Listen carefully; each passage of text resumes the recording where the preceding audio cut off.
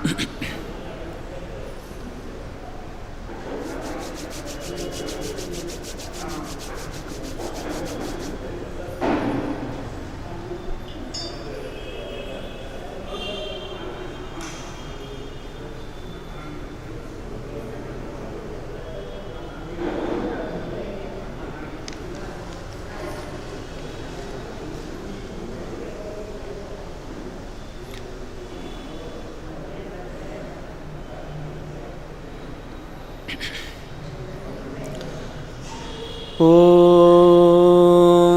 ವ್ಯಾಖ್ಯಾಮುದ್ರಾಂ ಕರಸರಸಿಜೈಃ ಪುಸ್ತಕಂ ಶಂಖಚಕ್ರೆ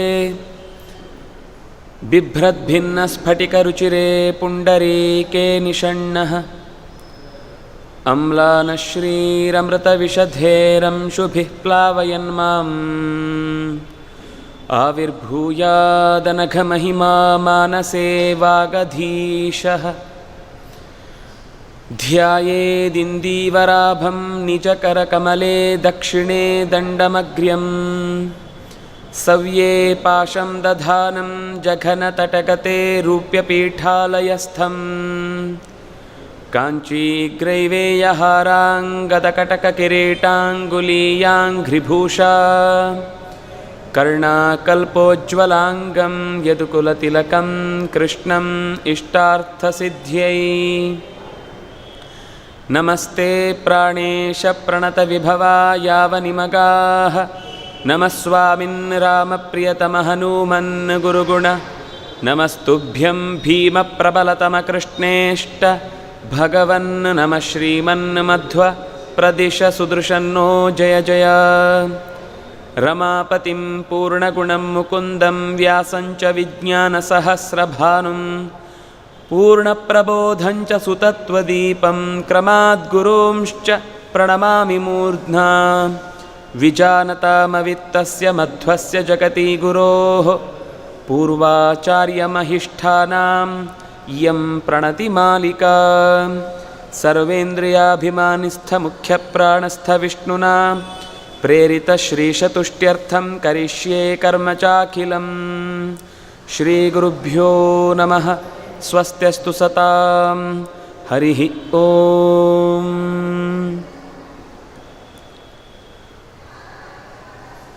ಆಚಾರ್ಯರ ಬದರಿಯ ಗಮನದ 700 ವರ್ಷಗಳ ಆಚರಣೆಯನ್ನು ನೆಪವಾಗಿಟ್ಟುಕೊಂಡು ಅನೇಕ ಚಿಂತನೆಗಳನ್ನು ಒಂದು ಸಮಾಜಕ್ಕೆ ಮಠದ ಸಂಪರ್ಕ ಜ್ಞಾನದ ದಾರಿಯಲ್ಲಿರುವುದು ಬಹಳ ಮುಖ್ಯ ಅನ್ನುವುದನ್ನು ತೋರಿಸುವ ನೆಪದಲ್ಲಿ ಈ ಕಾರ್ಯಕ್ರಮ ಬಹಳ ಯಶಸ್ವಿಯಾಗಿ ನಡೀತಾ ಇದೆ.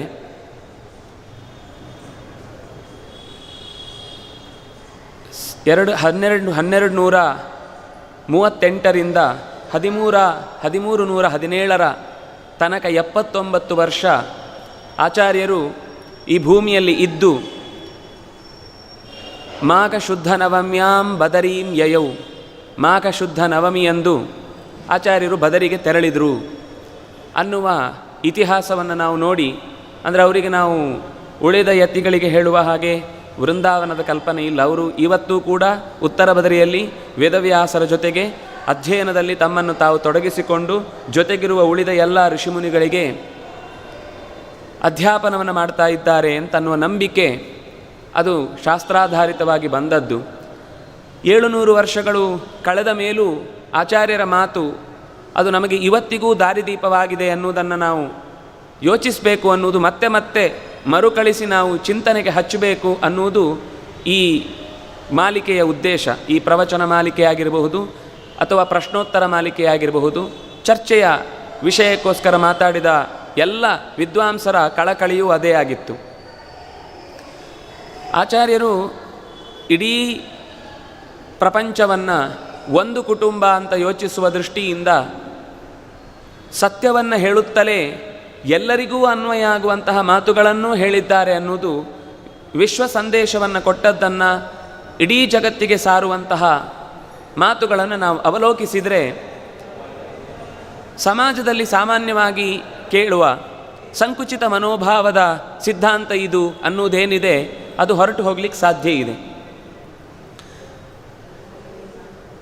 ಮತಾಚಾರ್ಯರು ಅಂತ ಅನ್ನಿಸಿಕೊಂಡವರು ಗೀತೆಗೆ, ಉಪನಿಷತ್ತಿಗೆ, ಸೂತ್ರಗಳಿಗೆ ವ್ಯಾಖ್ಯಾನ ಮಾಡಿದರೆ ಆಯಿತು ಅನ್ನೋದು ಸಾಮಾನ್ಯವಾಗಿ ರೂಢಿಯಲ್ಲಿರುವಂತಹ ಮಾತು. ಆದರೆ ಆಚಾರ್ಯರು ಅದನ್ನು ಮೀರಿ ಕೇವಲ ಗೀತೆಗೆ, ಸೂತ್ರಕ್ಕೆ, ಉಪನಿಷತ್ತಿಗೆ ಮಾತ್ರ ವಿವರಣೆಯನ್ನು ಕೊಡದೆ ಅದರ ಜೊತೆಗೆ ಒಬ್ಬ ಮನುಷ್ಯನ ಬೆಳವಣಿಗೆಗೆ ಬೇಕಾದ ಸರ್ವತೋಮುಖವಾದಂತಹ ದಾರಿಯನ್ನು ಕೂಡ ಹಾಕಿಕೊಟ್ಟಿದ್ದಾರೆ. ತಂತ್ರ ಸಾರ ಸಂಗ್ರಹ ಅನ್ನುವಂತಹ ಕೃತಿ ಮಂತ್ರ ಪ್ರಪಂಚವನ್ನು ಪರಿಚಯಿಸಿತು, ತಂತ್ರ ಪ್ರಪಂಚವನ್ನು ಪರಿಚಯಿಸಿತು. ಶಿಲ್ಪವನ್ನು ಒಂದು ದೇವಸ್ಥಾನದಲ್ಲಿ ನಾವು ಕಡೆದು ನೆಡಬೇಕು ಅಂತಂದರೆ, ಅದನ್ನು ಪ್ರತಿಷ್ಠಾಪನೆ ಮಾಡಬೇಕು ಅಂತಂದರೆ ಅದಕ್ಕೆ ನಾವು ಕೈಗೊಳ್ಳಬೇಕಾದ ವಿಧಿವಿಧಾನಗಳೇನು, ಆಗ ಉತ್ಸವದ ರೀತಿ ನೀತಿಗಳೇನಿರುತ್ತೆ, ಆಗ ಆಚರಣೆಯ ಕ್ರಮದಲ್ಲಿ ನಾವು ಜನರ ಜೊತೆಗೆ ಹೇಗೆ ಬೆರೀಬೇಕು, ಮತ್ತು ನಾವು ಒಬ್ಬ ಉಪಾಸನೆಗೆ ಅಂತ ಕೂತ್ಕೊಳ್ಳುವಾಗ ಅವನ ಪ್ರಾಣಾಯಾಮ ಹೇಗಿರಬೇಕು, ಕೂತ್ಕೊಳ್ಳುವ ಆಸನ ಹೇಗಿರಬೇಕು, ಆಗ ಅವನ ಚಿಂತನೆ ಏನಿರಬೇಕು, ಧ್ಯಾನದ ಕ್ರಮ ಏನಿರಬೇಕು, ಹೀಗೆ ಎಲ್ಲ ಮುಖದಲ್ಲೂ ಆಚಾರ್ಯರು ಕೇವಲ ತಾನೊಬ್ಬ ಆಚಾರ್ಯ ಪುರುಷ ಅಂತ ಅನ್ನಿಸಿಕೊಳ್ಳಿಕ್ಕೋಸ್ಕರ ಮಾತ್ರ ವಿವರಣೆ ಕೊಟ್ಟದ್ದಲ್ಲ, ಸತ್ಯ ಯಾವ ಯಾವ ಮುಖದಲ್ಲಿ ಈ ಪ್ರಪಂಚಕ್ಕೆ ಬೇಕಿತ್ತೋ ಅದೆಲ್ಲ ಮುಖವನ್ನು ಕೂಡ ಕೊಟ್ಟಿದ್ದಾರೆ. ಆಚಾರ್ಯರು ಬಹಳ ಮಿತಭಾಷಿ, ಯಾವುದನ್ನು ಅಧಿಕವಾಗಿ ಮಾತನಾಡುವುದಿಲ್ಲ. ವರ್ಣನೆ ಮಾಡುವುದು, ಉದ್ದಕ್ಕುದ್ದಕ್ಕೆ ತನ್ನ ಶಬ್ದ ಸಾಮರ್ಥ್ಯವನ್ನು ಗ್ರಂಥಗಳ ಮೂಲಕ ತೋರಿಸುವುದು, ಇಂಥದ್ದು ಯಾವುದನ್ನೂ ಮಾಡದೆ ಸರಳವಾಗಿ ಬೇಕಾದ್ದನ್ನು ಬೇಕಾದಷ್ಟೇ ಹೇಳುವಂತಹ ಗುಣವನ್ನು ನಾವು ಅವರ ಕೃತಿಗಳಲ್ಲಿ ನೋಡ್ತೇವೆ. ಅದರಿಂದಾಗಿಯೇ ಸಾಮಾನ್ಯ ಹೆಚ್ಚಿನವರು ಹೇಳೋದುಂಟು, ಆಚಾರ್ಯರ ಮಾತು ಬಹಳ ಬಿಗು, ಅದು ಪಕ್ಕ ಗೊತ್ತಾಗುವುದಿಲ್ಲ ಅಂತ. ಗೊತ್ತಾಗುವುದಿಲ್ಲ ಅನ್ನೋದಲ್ಲ ಕಾರಣ, ಅವರು ವಿವರಣೆ ಹೆಚ್ಚು ಕೊಡಲಿಕ್ಕೆ ಹೋಗೋದಿಲ್ಲ. ನಿಮ್ಮ ತಲೆ ಅಂತ ಒಂದು ಇದೆಯಲ್ವ, ಅದನ್ನು ಉಪಯೋಗಿಸಿ ಅಂತ. ಯಾವಾಗಲೂ ಶಾಸ್ತ್ರ ಎಲ್ಲವನ್ನು ಬಟಾಬಯಲು ಮಾಡಿ ಇಡಲಿಕ್ಕೆ ಅದು ಗೈಡ್ ಅಲ್ಲ. ನಮ್ಮ ಮಾನಸಿಕವಾದಂತಹ ಅಧ್ಯಯನದ ಎತ್ತರವನ್ನು ಜೊತೆಗಿಟ್ಟುಕೊಂಡು ನಾವು ಶಾಸ್ತ್ರವನ್ನು ಪ್ರವೇಶ ಮಾಡಬೇಕು. ಅವರು ಬಯಸ್ತಾರೆ ಸ್ವಲ್ಪ ನೀವು ಕೂಡ ಎತ್ತರಕ್ಕೆ ಬರಬೇಕು ಅಂತ. ಎಲ್ಲ ತಂದು ತಟ್ಟೆಗೆ ಬಡಿಸುವಷ್ಟು ಸರಳವಾದಂತಹ ಇವತ್ತಿನ ಶಿಕ್ಷಣದ ಕ್ರಮದ ಯಾವುದೋ ಗ್ರಂಥಗಳಿಂದ ತೆಗೆದ 4 ಪಾಠಗಳು, ಆ ಪಾಠದಲ್ಲಿ ಯಾವುದು ಬರಬಹುದು ಅಂತ ಹೇಳಲಿಕ್ಕೋಸ್ಕರ ಅದರಲ್ಲಿ ಅಭ್ಯಾಸದಲ್ಲಿ ಮತ್ತೆ ಇಂಪಾರ್ಟೆಂಟ್ ಕ್ವೆಶ್ಚನ್ಗಳು, ಆಮೇಲೆ ಮತ್ತೆ ನೀಲಿ ನಕ್ಷೆ, ಅದಕ್ಕೆ ಮತ್ತೆ ಗೈಡು, ಆಮೇಲೆ ಮತ್ತೆ ಅದನ್ನೇ ಕೋಚಿಂಗೋಸ್ಕರ ಮತ್ತೆ 1 ತಿಂಗಳು ಪರೀಕ್ಷೆಯನ್ನೇ ಹಳೆಯ ಕ್ವೆಶ್ಚನ್ ಪೇಪರ್ಗಳನ್ನೇ ಮತ್ತೆ ಅಭ್ಯಾಸ ಮಾಡಿಸಿ ಇಂಥದ್ದೇ ಬರಬಹುದು ಅನ್ನುವ ಸೂಚನೆ. ಇದಲ್ಲ ಶಾಸ್ತ್ರ ಅಂದರೆ. ಇದು ನಮ್ಮ ಇವತ್ತಿನ ಸರ್ಟಿಫಿಕೇಟ್ಗೋಸ್ಕರ ನಾವು ಮಾಡುವ ಕ್ರಿಯೆಯ ಮಕ್ಕಳ ಅಧ್ಯಯನದ ದಾರಿಯಾಗಿಬಿಟ್ಟಿದೆ. ಆದರೆ ವಸ್ತುತಃ ಪ್ರತಿಯೊಂದು ವಿಷಯವನ್ನು ಓದುವಾಗಲೂ ನಮಗೆ ತಸ್ಮಾತ್ ಸರ್ವತ್ರ ಜಿಜ್ಞಾಸೇತ್ ಅಂತ ಆಚಾರ್ಯರು ಹೇಳಿದರು. ಎಲ್ಲದರ ಬಗ್ಗೆಯೂ ಸ್ವಲ್ಪ ಗೊತ್ತಿರಬೇಕು.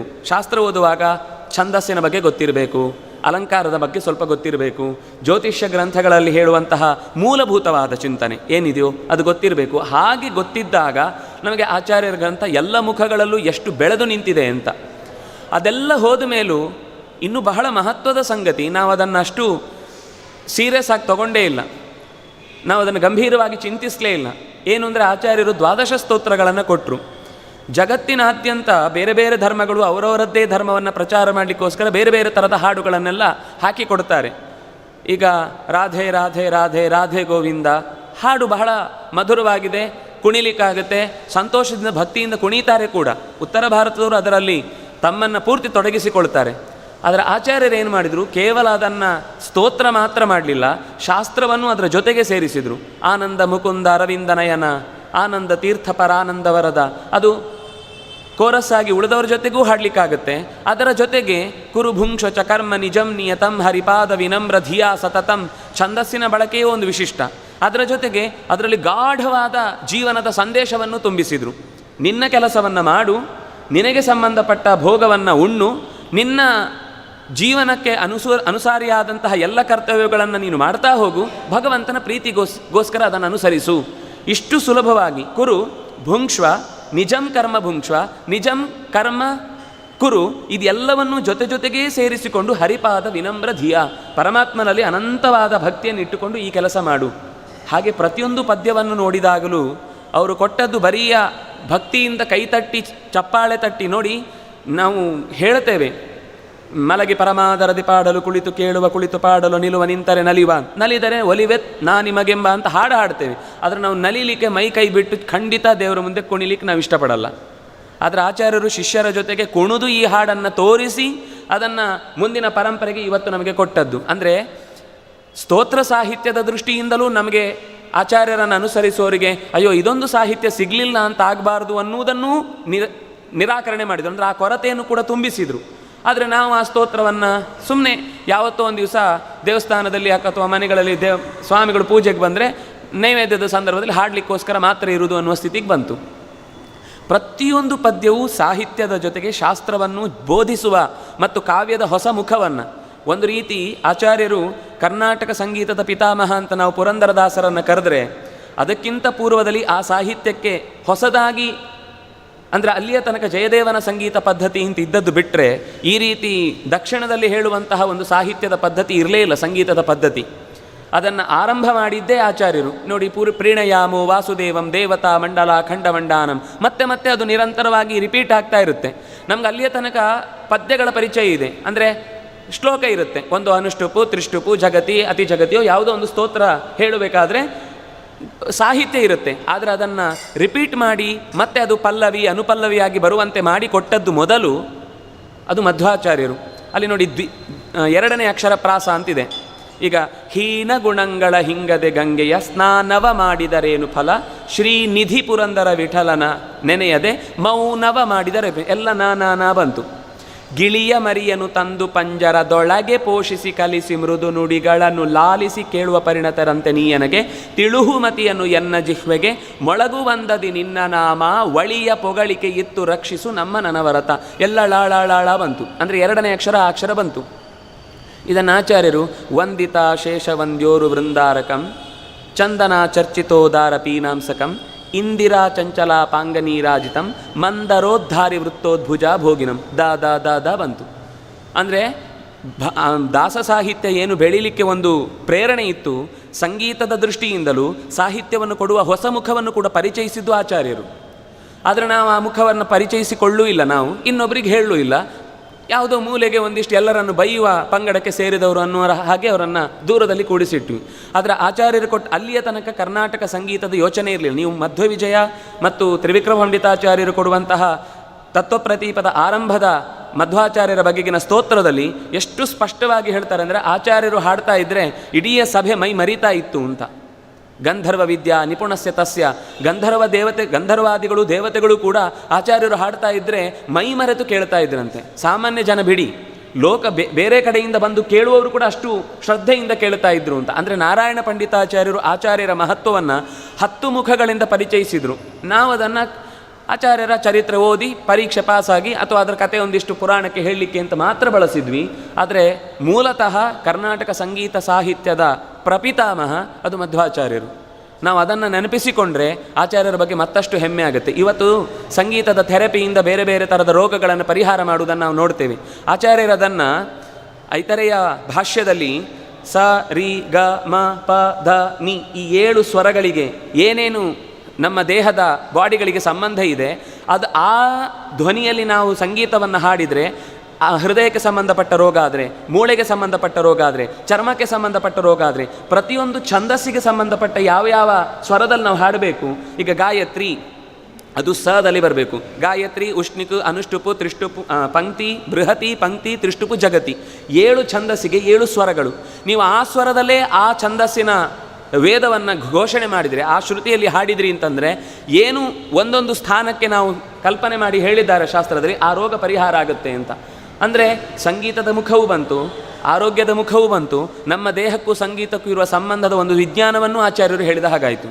ಹೀಗೆ ಬಹುಮುಖದ ಪ್ರತಿಭೆಯನ್ನು ನಾವು ಶಾಸ್ತ್ರದ ಯಾವುದೋ ಒಂದಿಷ್ಟು ವ್ಯಾಖ್ಯಾನಕ್ಕೆ ವಿವರಣೆ ಕೊಡಲಿಕ್ಕೋಸ್ಕರ ಇಟ್ಟಿದ್ದಾರೆ ಅಂತ ಹೇಳುವುದು ತಪ್ಪಾಗುತ್ತೆ. ಇದು ನಾವು ತಿಳ್ಕೊಳ್ಳದೇ ಇದ್ದದ್ರಿಂದ ಆಚಾರ್ಯರನ್ನು ಚಿಕ್ಕದು ಮಾಡಿದ ಹಾಗಾಯಿತು. ಅವರು ಎತ್ತರದಲ್ಲಿದ್ದಾರೆ, ನಮ್ಗೆ ಸಿಗಲ್ಲ, ಅದಕ್ಕೋಸ್ಕರ ನಾವು ಅವರನ್ನು ಹೇಳೋದು ನಮ್ಮ ಪಾಡಿಗೆ ತಂದ್ಕೊಂಡ್ವಿ. ಇದು ಜನರಲ್ ಆಗಿ ನಾನು ಕೆಲವು ಮಾತುಗಳನ್ನು ಹೇಳಿದೆ.